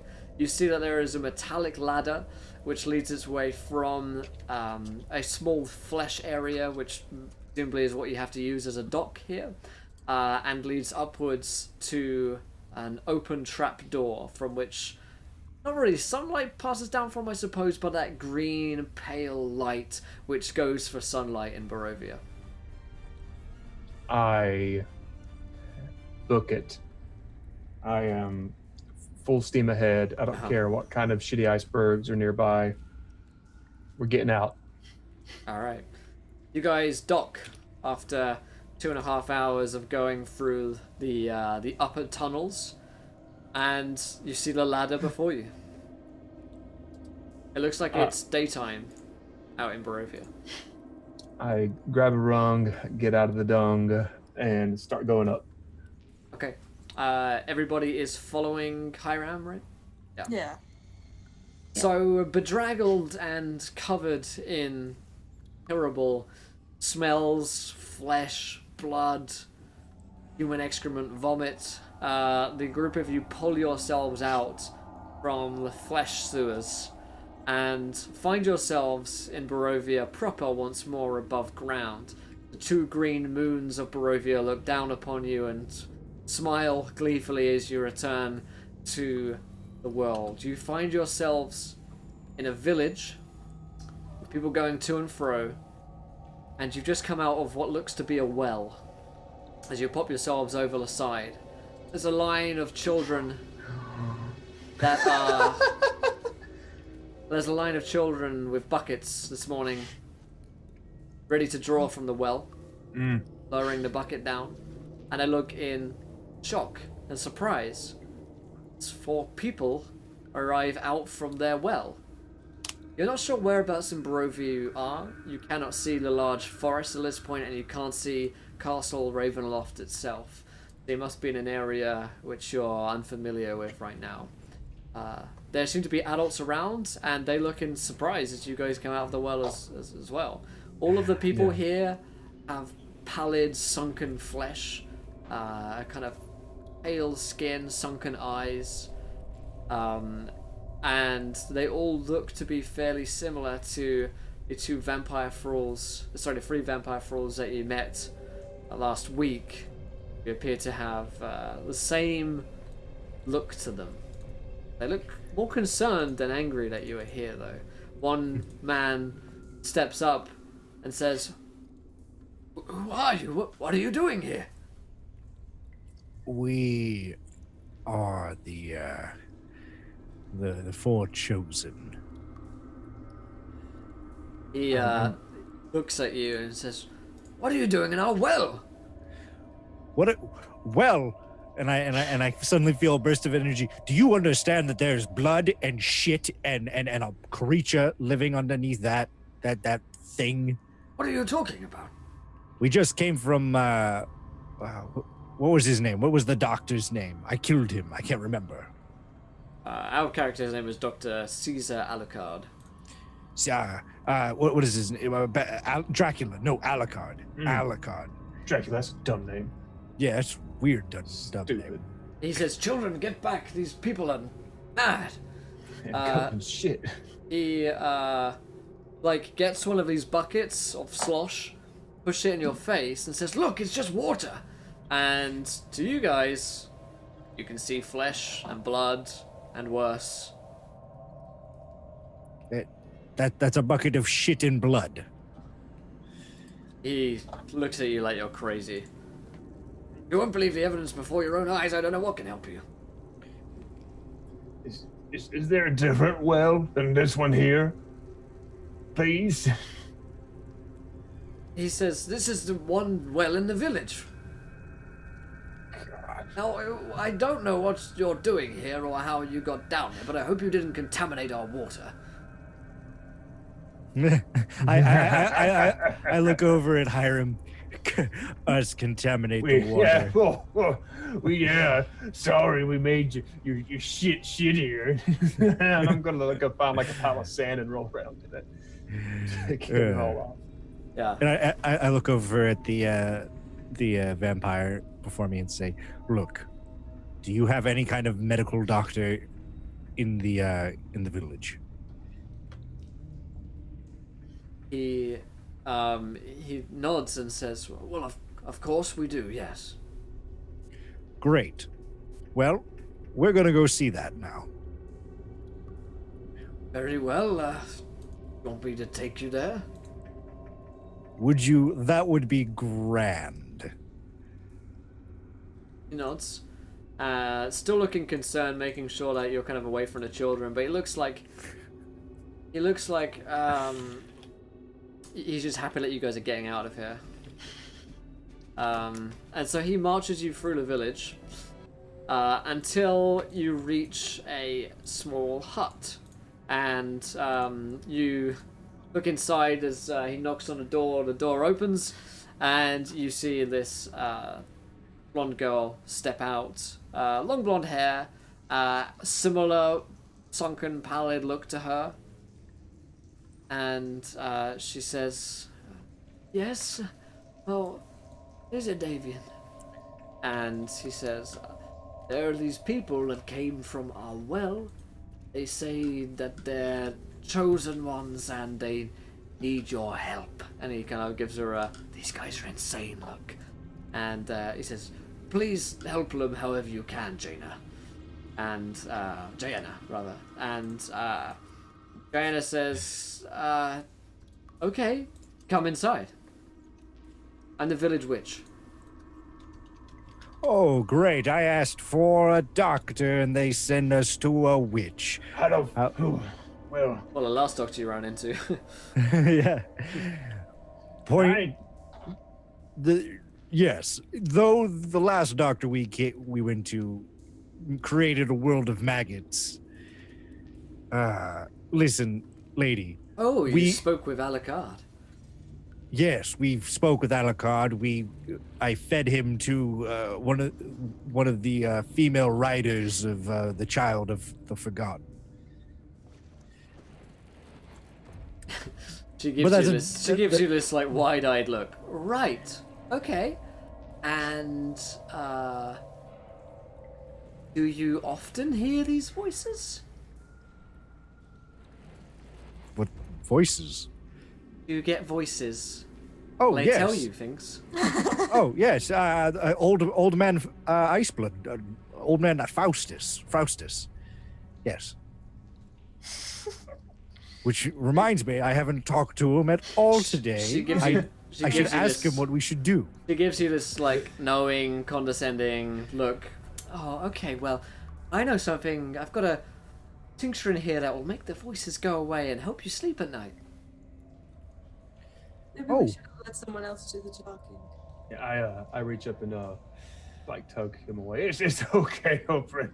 yeah, you go talk to your friend there. Hello, ma'am. My name is Hiram Shanks. I see you're a practitioner of magic and witchcraft and all sorts of things. I am too. I take my hat off, dip with it, and do like a little light mage hand mending combo. Can you please help us? However I can. What do you need? We've been very sick lately. We went through a I had a real shitty day, I tell you. Do you have a tincture or an ointment or a bit of magic hitherto to make us feel not so pickish? Yes, you do smell of death and decay. We get that a lot. Yeah. Like I can see why. Yes. I can try and cook something up for you. Might take me a few hours though. Well, that's fine. And if there's something to eat we can get, we haven't had ourselves a good meal in a good long while. We lost a lot of our lunch a while back, and we need to replenish. Oh, of course, yes. She goes and there is a. Please don't be worms. There's no worms. She goes and gets this kind of like bubbling pot of stew, pours it out for you guys. Is it nice? No, it's not nice. It's instead of marinara sauce, it's like blood and vomit placed together, and she just like pours it into these bowls for you, and steaming hot bowls, and just pass them. There you go. That should keep your hunger down. Now I'll just brew something up for you all to help with your problems, and we'll get you shipshape in no time. So it's legitimately a bowl of like just Yes. garbage. Oh my god, you are so gross. I look at her and just Ma'am, since you and I both dabble in tricks of the mind and magic and such, what I see here in front of me is not a bowl of stew. What I see in front of me is a bowl of severed organs and other gross paraphernalia. What I saw in that well was also piles of blood, fecal matter, and other things that you just don't normally talk about around a lady, but I'm at the point where I don't care. Now, obviously, you kind folks see something totally different. So I don't know if maybe I got hexed, you got hexed, everyone got hexed. But there's something.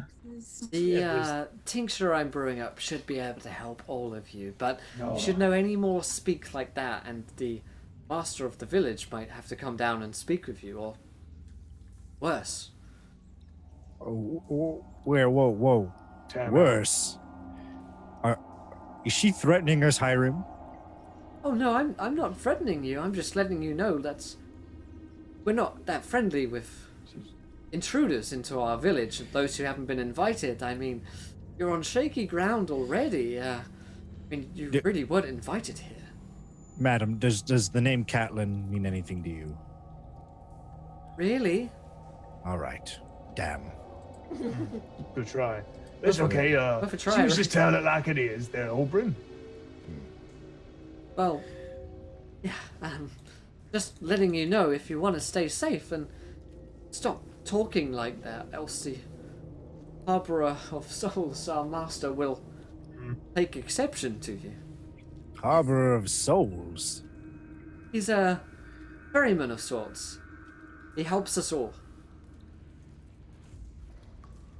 So is this thing that you're making going to help us stop talking like that? Oh, it should make you see clearly. Yes.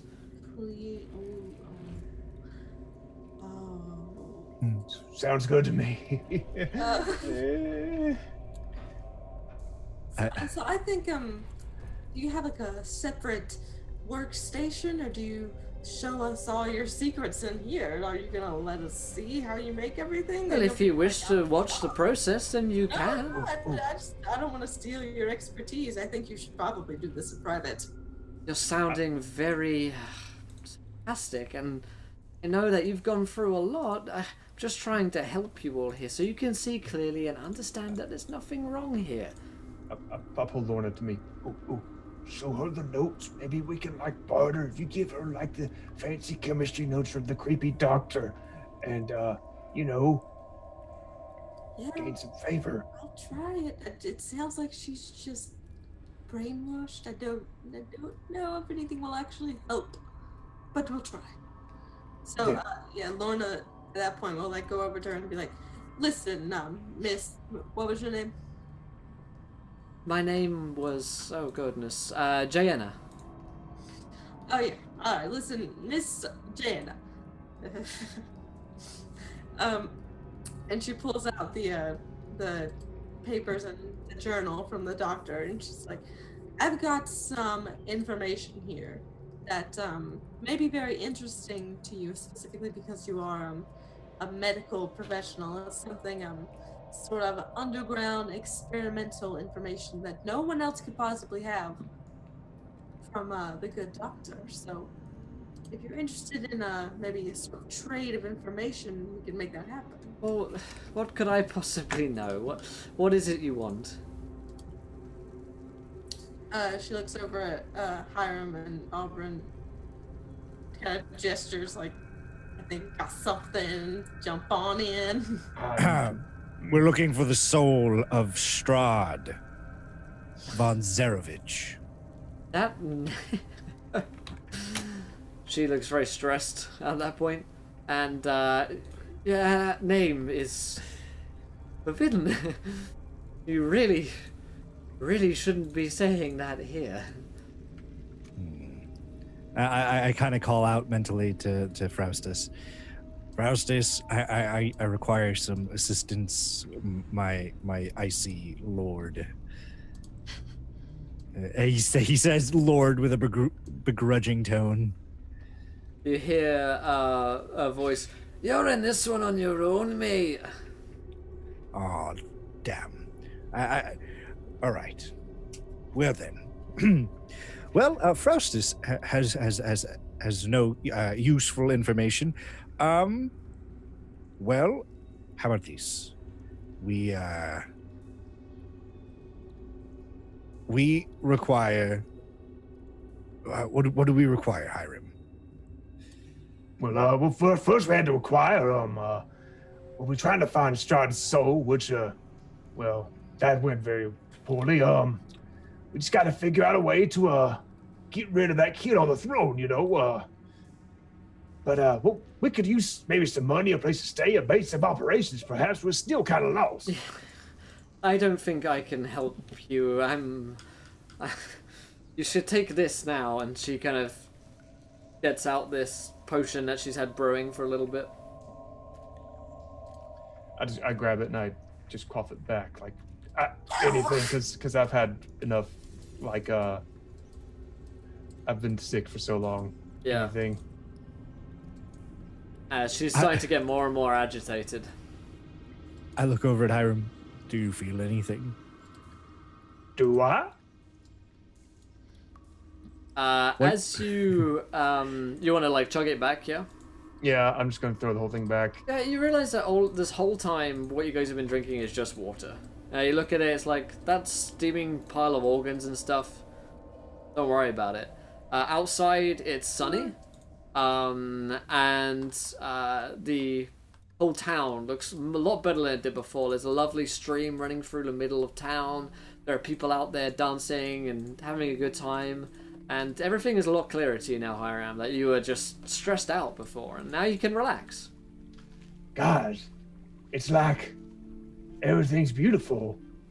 When you chug back this good water, you should drink it. Drink it, friends. Drink it. Okay, well maybe let's take it with us, so you can rest as well, and we will go drink it there. Somewhere else. I really think you should probably take this now. The master will be very upset at this point. He'll sense my distress. I think our stomachs are too weak to handle it now. We'll probably just throw it right back up. So I think we need to go and rest, and then we can drink it after that to make sure that we can keep the medicine down. So as this is happening, as Hiram's in happy fun time, you guys are going to describe to me underneath this line in chat one of the features of the Soul Harborer, the master of this village. Describe a feature, could be a trait, magical trait that he has, or a physical feature of the Soul Harborer. There we go. And we'll vote on that in a couple of minutes' time. So, she's starting to get more distressed. She says, very well, definitely take it with you, though. Yes, absolutely. We would love that. We definitely want it. Right. Auburn, aren't you so excited to drink it later once your stomach settles? My excitement knows no bounds. Look at me. I am literally about to leap over the moons. Yeah, me too. Moon leaping and all of those things. I can't wait. Am I still sick? That's the main thing. In terms of your sickness, you realize that you're just making that up. Like that was just stress as well, and you really don't feel bad at all. You've been cured of your disease. Oh, nice. And your exhaustion as well. You're no longer poisoned. You're feeling on top of the world. Yeah, I'm like stretching out, doing kicks, doing dives, doing all that fun stuff. Like, come on, guys, it's pretty good. It's okay to drink it, folks. They're friends. All right. Well, he looks drugged. Yeah, his eyes have gone like fucking huge. You don't know me. But I pull Lorna and Illyria off to one side. He looks like what one would look like under the effects of the great woods, purple spotted mushrooms. How long do you think that takes to pass? Well, how much did he drink? You drank a whole vial of it, Yeah, a whole vial? Yeah. Well, it would probably take to his next step a bowel movement. Well, judging by how fast he's eating that stew, I think that will come very soon. Mm. I think it'll be an aggressive one. I think either way, we need to get him out of here. I don't think this is a good village to stay in. I So, where do we completely go from agree. here? They're okay, guys. They're friendly. They gave me the magical thing that cured all my ailments. Oh, yes. Very, very good, Hiram. Very good. We're just so excited. We're talking about how we just can't believe it. It's Yes. so great. Yes. Almost unbelievably great. It looks like the Soul Harborer forces its citizens to drink this stew to keep them kind of sedated, lulled. not asking questions. I say we take him out. By the way, guys, the chat vote by clicking on the screen. She is getting. Are you having this conversation in front of her? Kind of, but we're kind of like huddled, and we kind of like we're like looking up. Well, Oberyn's looking up and over at them, kind of like cartoon wise. Yeah. So she's Like, she's clearly upset, and she's happy that you're taking the vials with you at the very least. But she's not too happy about this whole chat that's going on about the master right now. I stand up and I turn to Jayana, and I say, "How would one possibly do something so? What is the worst offense somebody could do to summon the Soul Harborer?" I don't know. Really, just not being invited, I think, is enough, and it seems as though you've already done enough to annoy the master. Good. Yeah, but the thing is, his question is, how would one summon Yes. him? Because Like- we've already done all of these things, and I don't see him here. Yeah. So do you see? Well, you can go now. Go. Right. And I turn back to her, and I like stare at her, and I yell at the top of my lungs, "We serve Strahd von Zarevich. Come to us." That pretty much does the job. The Hiram sees coming towards him, almost as though suddenly summoned. Hiram sees this beautifully flamboyant man Oh, he's so pretty. He's Walking. so beautiful. towards you. He's got a little goatee. He's got a sweet looking like cane that he's walking with. He's got like this ruffled up shirt and jacket, which is a soft purple satin, and this warm smile on his feline-like eyes that just warms you, Aram. I run up to shake his hand and greet him like, Oh, it's just a real treat to meet you, sir. I say you like wearing purple too, me. It's just, I feel like that witch she got back there. Who had it? I pat him on the back. She's I thought I was good at the magic, but she's got it. The rest of you guys, you spot this still rather flamboyant, but of course thanks to the viewers, but a bit more flamboyantly undead in this case, I suppose. You notice that this figure is very large and would appear to have been some kind of sailor, perhaps, in life. Maybe a captain, perhaps. Has a tricorn hat of a captain of a ship. And this large body would appear to be 8 to 10 feet in height. Does not have any kind of face. The skull itself has been broken away. You do see a set of rotten dead teeth in there, however. And because the figure is skeletal and almost ghost-like, you see that instead of actual blood running through any kind of veins, you see that there is a intricate system of looks like little piping, I suppose, of blood which circulates around the torso and arms. Very similar to the piping that you saw in Dr. Caesar Alucard's office. And this guy looks to be being run off the same juice. That, if I can use the term juice, which I think at this point I can.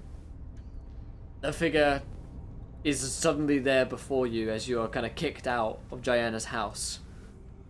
Hiram, you see this wonderful man, and he says, it's so good to see another one of my children having found themselves here. What might I call you?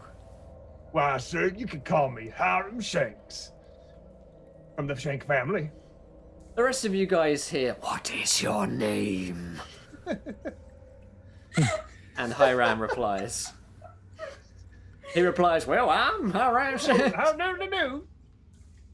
He does not at all seem phased, but his eyes are, huge and drugged up. He he looks at the rest of you, and you can see Jayan is kind of looking out of her house nervously. And he says, what is your business here? Or as Hiram would hear, what might be your business here in our fair town? Well, there we were, in a creepy doctor's place, getting attacked by a whole bunch of creepy-looking skeleton folk on a skeleton horse. Then we hopped down into his basement, climbed down this big, giant rectum, went slipping down because I can get greasy whenever I want. See? And then after we fought a bunch of insect folk, we then rode the turds out of that little well right there, scared some kids, drank a few things, and then we got all better. And it's all thanks to you, good sir. That is truly wonderful to hear that you've been having such a nice time in our fair village, Hiram. I love it. You love him? I love Everything's been so scary until I got here. You don't need to worry anymore. Everything is fine. You're safe now. Can I have one of your feathered boas? No, you can't. Those are mine. Oh. Don't touch my feathers. Translation for the rest of you. Something along the lines of an interrogation is happening right now as to why you guys are here in I want to be fancy and live my best life. here in a village. You see to that group of you before him says, and why are you here then, Hiram? How can I help you? Well, we're trying to find a certain soul. The soul. And at that moment, I slap my hand over Hiram's snout and be like, we seek nothing but your destruction. You're searching for soul, and you've come to the right place, Hiram. Oh, well, where is it? At this point, you guys are basically hearing the same words, but in a spookier voice, so I'll just do the one voice. Yeah. Where is the soul? Well, the souls are on my level. You understand? They're at a place that I personally have access to. I could grant you access to as well if you were interested. But of course, I don't just let anyone into my vast collection. Well, how do we get in there then? How do we go in this little club? First of all, the others are going to need to take their medicine. Okay, and then after that. Well, and then you'll be able to come with me to my museum, and we'll see what we can find together. Who is it we were looking for again? Strahd von Zarevich. There we go. Just go ahead and put that out there. I see, and why would someone such as yourselves be looking for the soul of Strahd von Zarevich? You see, we also have been chosen to dethrone this little kid who's apparently making things real not so nice for everybody around here, and replace him black with Strahd von Zarevich, because he just might be a little bit better. I see. Well, you understand that my role itself is not inherently tied to either the previous owner of this land or the current owner of this land. So as far as I'm concerned, you can do whatever it is you like, as long as you don't bring any danger to my village.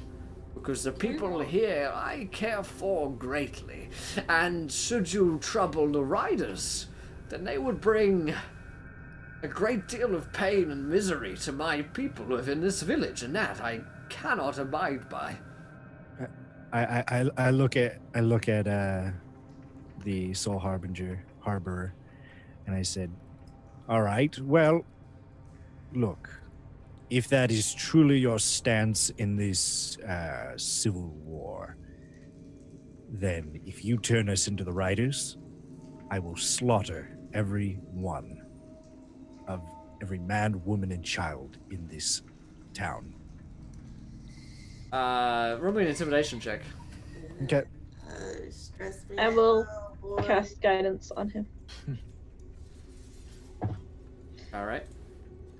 Oh, Yeah. bad. This undying soul harborer does not seem to take kindly to your threats, and he says, "I'm afraid that I have to tell you that you're incorrect.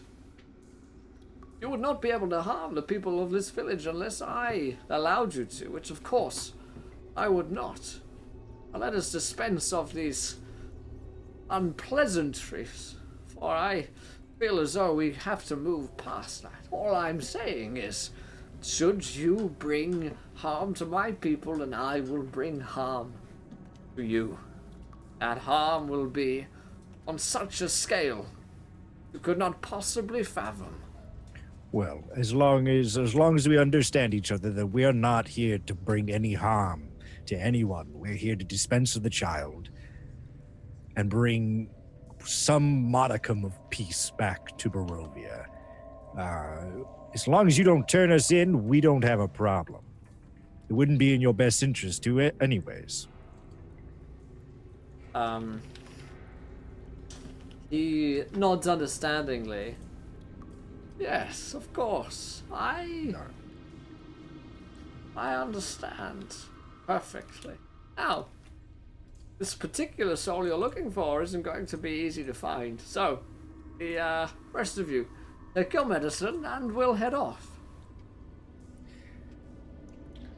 Well, you heard him. I want to try to pantomime drinking the medicine.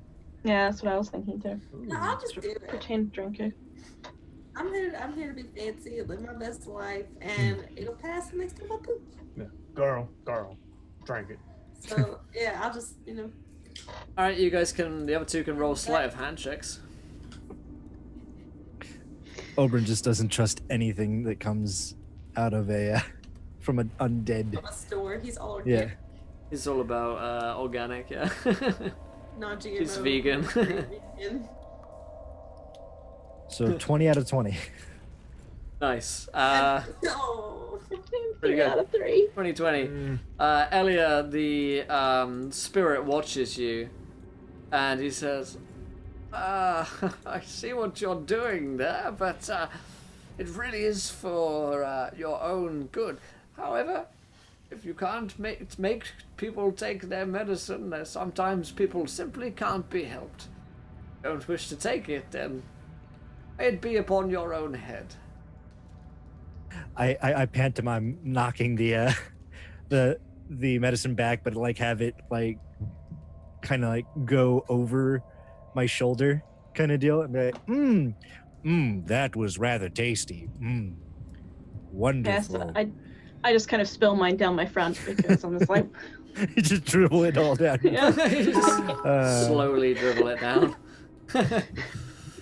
Oh man, thank you, Bad Boy Grant gives 2 NPCs advantage. Thank you. I'll take this to my soul. Papa Grant. Thank you, Grant. Our friends. We're party. Me and You Rim good? are online. Soul Harbor and you are like chilling. Yeah. Yeah. So they group of you, I suppose, and the Soul Harborer head along out of his village up into the museum. And the big museum itself is guarded by 2 similar looking wraiths who appear to be undead creatures. They're just kind of hanging out at the moment. They're just chilling right now. But they do nonetheless give very spectral glances towards the group of you. And you now notice that the Soul Harbor himself finds a key from within his robes and opens it up. Before you is a gigantic museum of specimens. Seems as though each contains a jar of a liquid. Beyond the door's threshold, there is a barrier up, some kind of magical barrier, which is a thick, kind of red material, which looks like it's just in the air.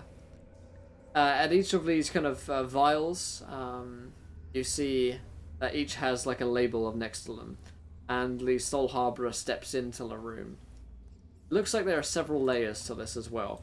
Like there's a downstairs area. Do I see wraiths or do I see like jolly happy people? You see jolly happy people. They're all playing REM, Shiny Happy People. Shiny Happy. It's a small world, like the ride. That's weird. Well, It truly is a small world. It's beautiful.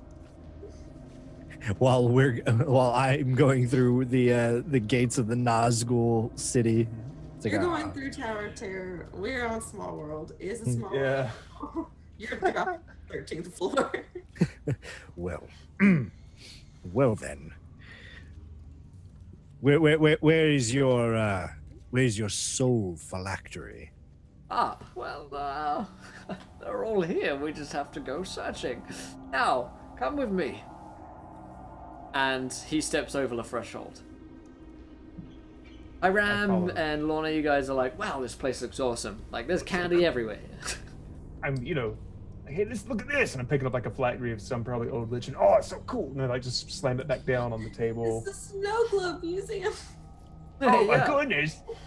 I love this. You guys are like in Willy Wonka right now, Yeah. having the time of your lives.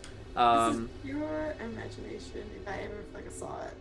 Elia and you, Oberyn, can roll wisdom saving throws as you enter the space. What'd you get, Oberyn? Do I still have disadvantage? Yep. 12. What about you, Elia? 9. Okay. Oberyn, roll me a d3, and Elia, roll me a d3.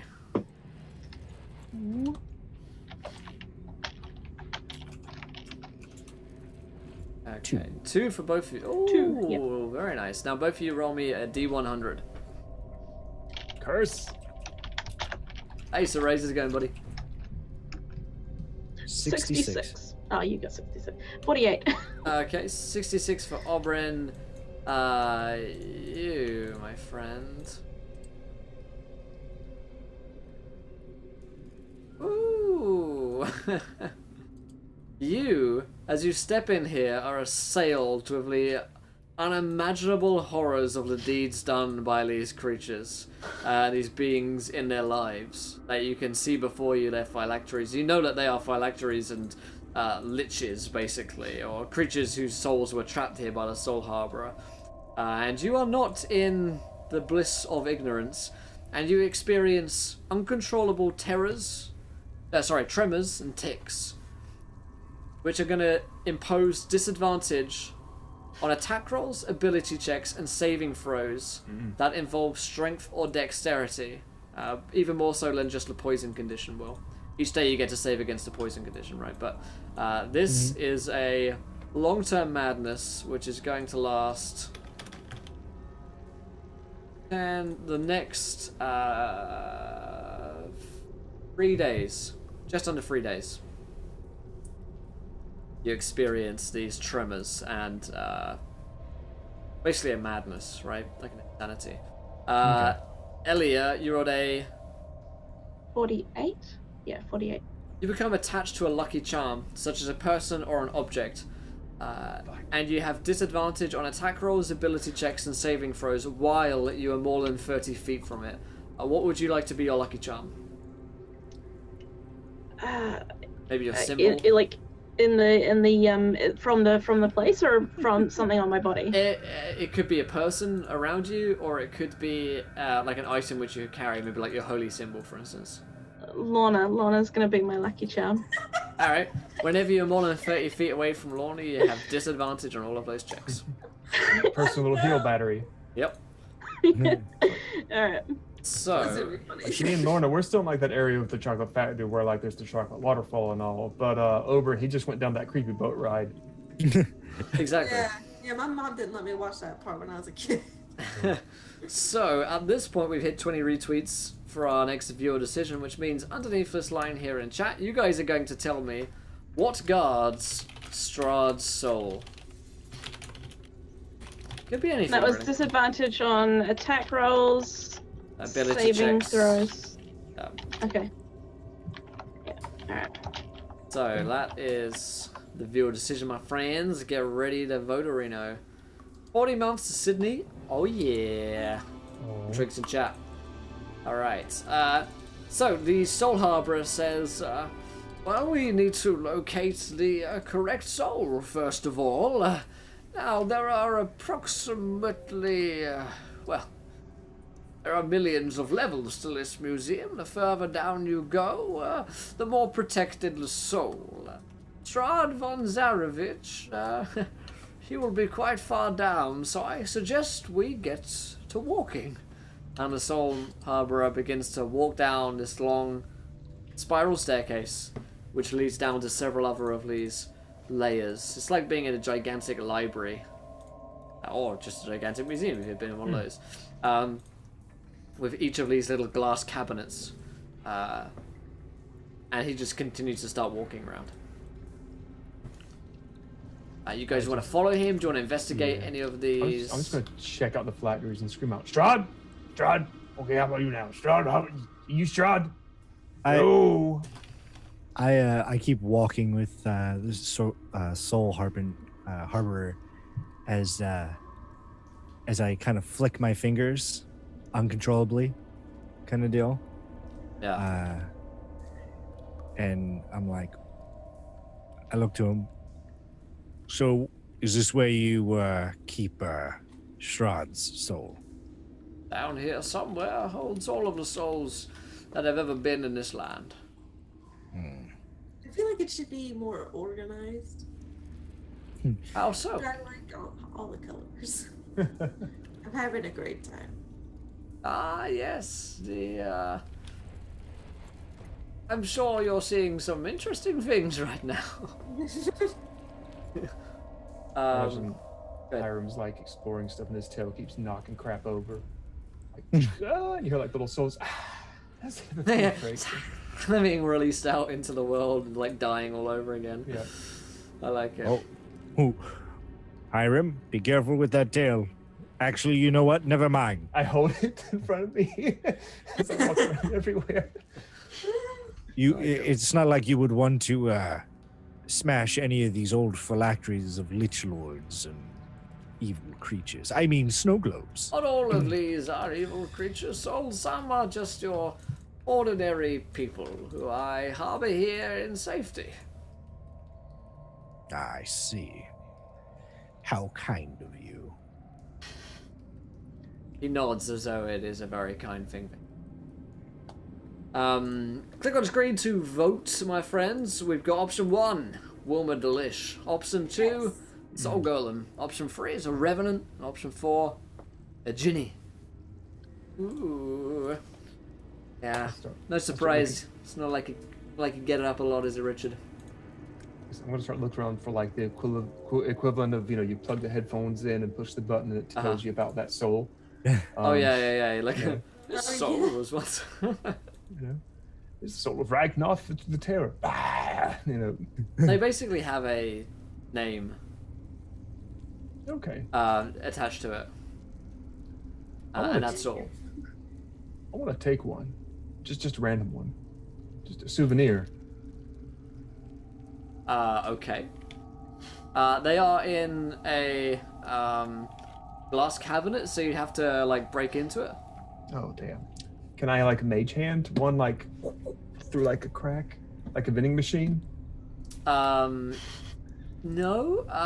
You could try. To Is see the if soul that guy would work. looking? Is he looking? You Distract could him, Oberyn. Distract him. I am like, all right. I have look a over at souvenir. Hiram and I shrug. So, do you harbor souls from other lands as well? You're making small talk about souls. Oh yeah, sometimes I do. Yeah. Do you travel much? I bet a soul like that. I bet a job like this, you really can't travel that much.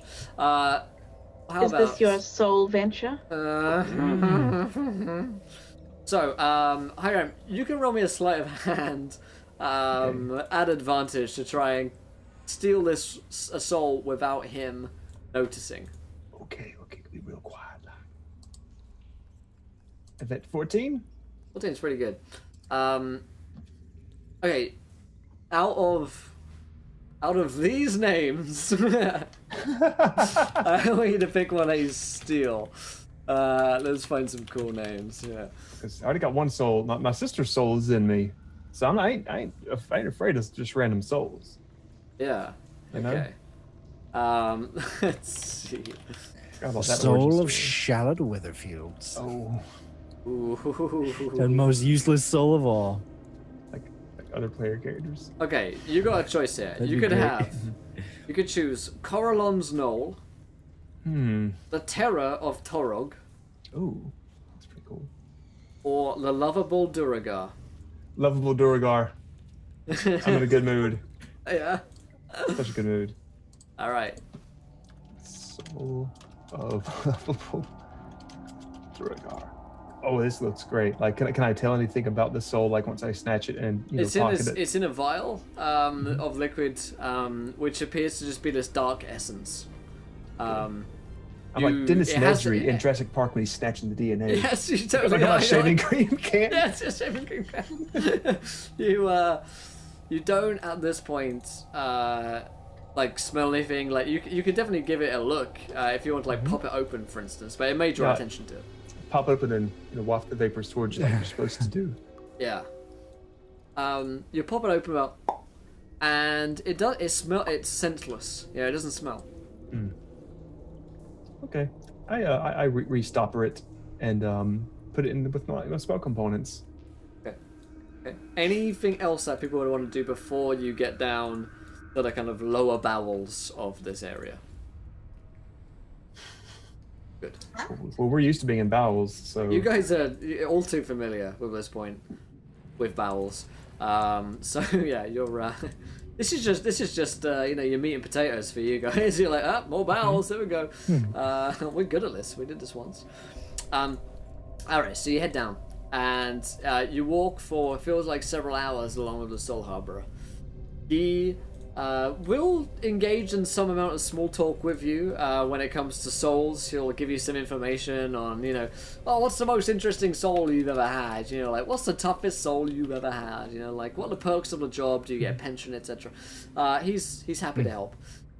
As you get down to the lower area, he stops at one of these glass cabinets and says, "Within here were those who defeated Strahd von Zarovich, or great adventurers in their time, but laid low now. We are close." And a few minutes later, he stops at a glass cabinet, which has the name Strahd von Zarovich attached to it. It is a large vial of this thick black liquid. And he says, "Now, there is a process which is attached to all of this. Of course, whilst you hold the essence of the soul within this vial, the soul itself is still attached to the realm of the dead. Means that you will have to perform a ritual.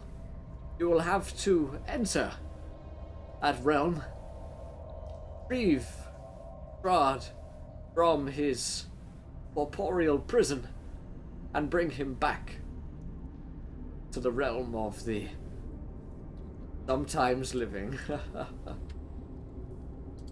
All right. I think we need to put him back in a corporeal prison. Does I have a body? Right.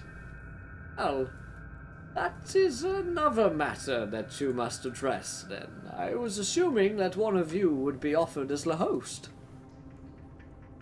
Ooh. Well, I ain't a stranger to getting souls in me. Well, a soul as large and as powerful as this, it would destroy the rest of your consciousness. You would entirely become Strahd von Zarovich. I suggest that if you're looking to keep your wits about you, that you, well, find a host willing or unwilling before you come back to me to perform the ritual. Guys, come here. Huddle, team huddle. Wait. What if we had Faustus be the host? He's all about Strahd getting back on the throne. That's true. Maybe that. So we need the body. Where's the body? Yeah. I was thinking of getting that kid on the throne and just like rubbing salt in the wounds, make him be the new Strahd. Oh, that could be something great because then some people won't even know that it's a new ruler. So the people that want it Strahd will be happy. The people that want the little squirt will be happy. We're diplomats. One stone. I like it. But here's a little problem with that plan. He wants to kill us, and he wants to send riders to kill us. There is no taking us back to be thrown at his mercy. They're just going to slaughter us. What if that creepy lady who's so hungry, we feed her the soul of Strahd, and she becomes the host? That could definitely work. Can we carry him in one body and then like spit it into another? I No. don't know. That is not really on the cards. Okay, well, what if we put him in one body and then we kill that body? What happens to the soul? Does it just float out and we can put it in a different body after we kill that other body that it was in? Souls really aren't. They really aren't so fluid as you might think, despite this fluid. Destroying a soul is often done by, well, releasing it from its body. Okay, I see the issue. So, what you need, really, is someone to place the soul inside of. So we can't take this container with us. You can take it with you, certainly, but you would need to return here for us to perform the ritual. Damn it. Fine. I offer myself as tribute. Are you sure about that? Well, I would assume, yes. I don't think I'm going home.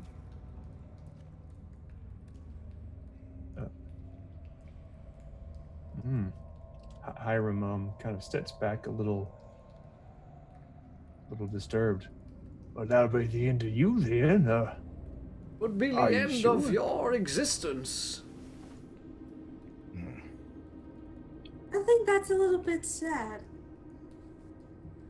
And it's Well- such a happy place. I feel like we could very easily trick someone else to do it.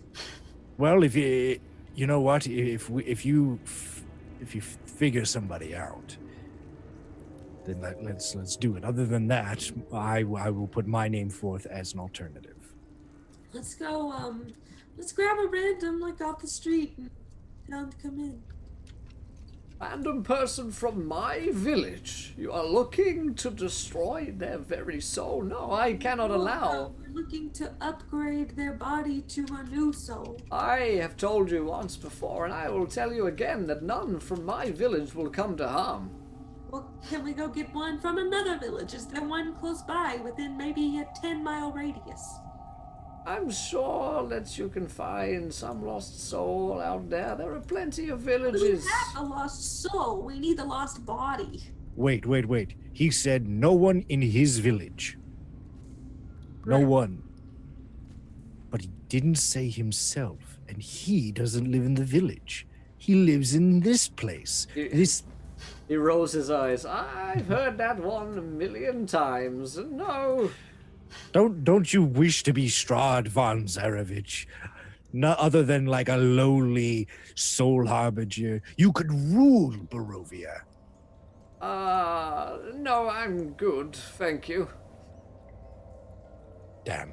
All right. I mean, also, I'm not sure how that would even work. Not really sure that I have a body. And we do kind of need him to perform the ritual You because we do don't. kind of need me to perform the ritual, right? Damn. So why don't you go over to the next village, Okay. bring a person back from there, and we'll sort out their soul in a jiffy. Fine. We will do that. He shows you Right. out of the museum. Good hunting. I'll be here for when you need me. All right, so I guess maybe we make a wish list of what we're looking for as far as Yeah. body. He has to be tall. Definitely. Well, we don't discriminate against sex. You know, if we find a nice, tall, strong female, we'll put Strahd's soul into that. Doesn't even have to be a humanoid. The Well- Soul Harborer does mention, by the way, you might sound someone powerful. You know, the more power the better and all that. If you get a weak, peasant idiot, then less effective. Okay, let's go find someone that looks intimidating. And Right. then bring them back. Let's go to the saltiest saloon. That's right. All right. Well, could we maybe find our way back to those vampires that we were talking to a while ago? I think they're long gone. I think the same thing. Dang, if only we could have that doctor still here with us, we could probably get a bit of vengeance on him. But ooh, Sorry. he had to buy some time somehow. Yeah. Now, let's see here. He scratches his scaly chin. Which way's the nearest town? He points, someone will point you towards towards the east. That way. All right. Well, let's go that way. Okay. And I, Alright. thanks, Mitch, you're a nice man. And I hug him goodbye. You're Me welcome. too. It's a I hug, group. I hug Willy Wonka goodbye. Oh, it's been so nice to meet you. Oh, very nice. I hope to see you again soon. And he waves goodbye after giving you guys a big cuddle and a big hug as well. He's been happy. He's been happy to have you with him. Yep. He's like, we're bros now. It's cool. Good times and some bad times. So, who is leading the way off to the east, where apparently there's another village nearby? I will. And it's not going through any forests? No forests. No forests. Okay. Well, I would still do it. Nice. Um. Welcome. So how would this work? I have double disadvantage. Do I roll 3d20s and take the lowest? No, they don't stack. So just one disadvantage. All right. And what would you like me to roll? Survival? Survival check would be perfect. Yeah. 7 I'm gonna guide him. So, plus 1d4. plus Okay. 1d4. Will you sparkle on stream? On a live Jasmine stream, maybe. That's a 9. 9. Okay. So Oberon's leading you off easternly, trying to find another town or village, which is in the area, in the vicinity. There isn't really a path as such. There's a path for a little way, and then it kind of stops after some time. Unfortunately, Oberon is not too sure whereabouts you guys are heading.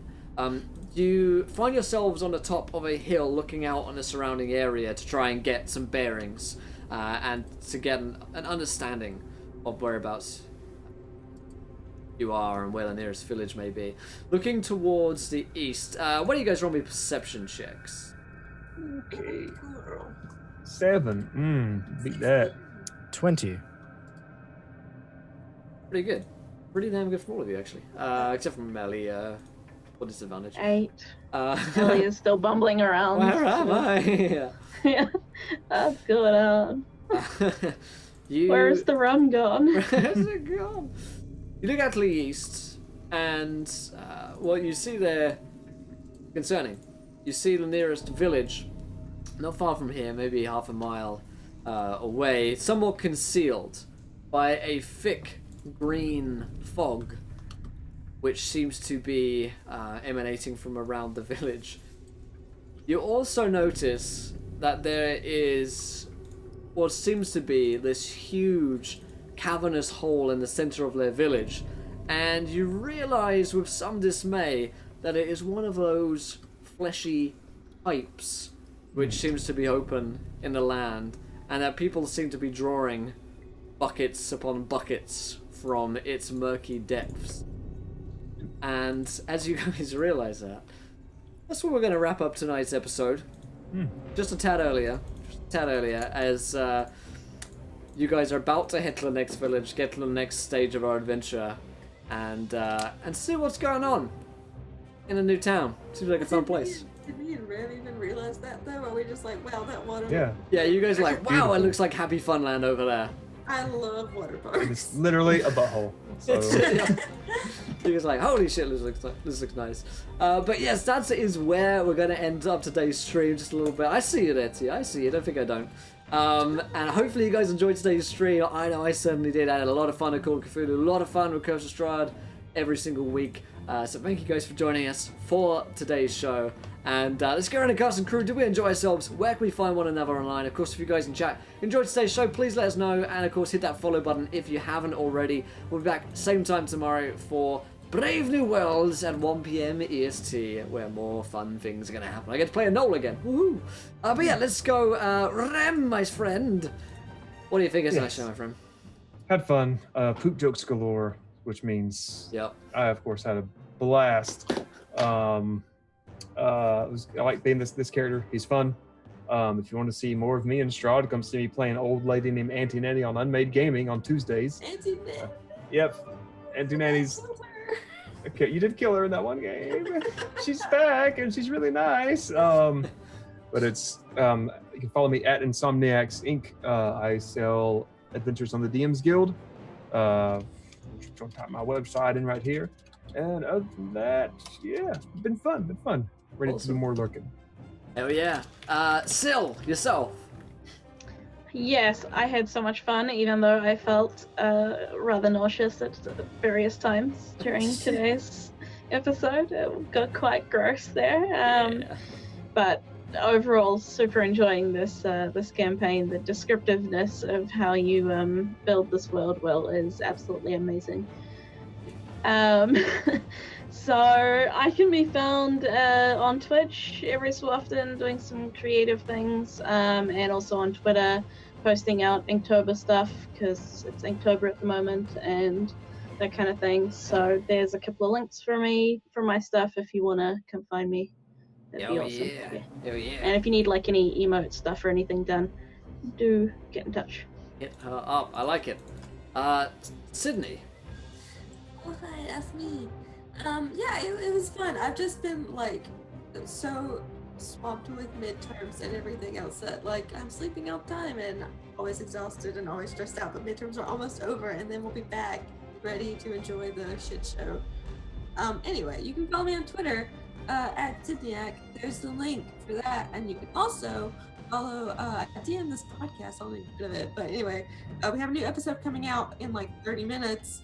So you can follow us on Twitter there, WonderQuest Pod. I'm dungeon mastering and it's super fun. So like come hang out and whatever. Hell yeah. Awesome.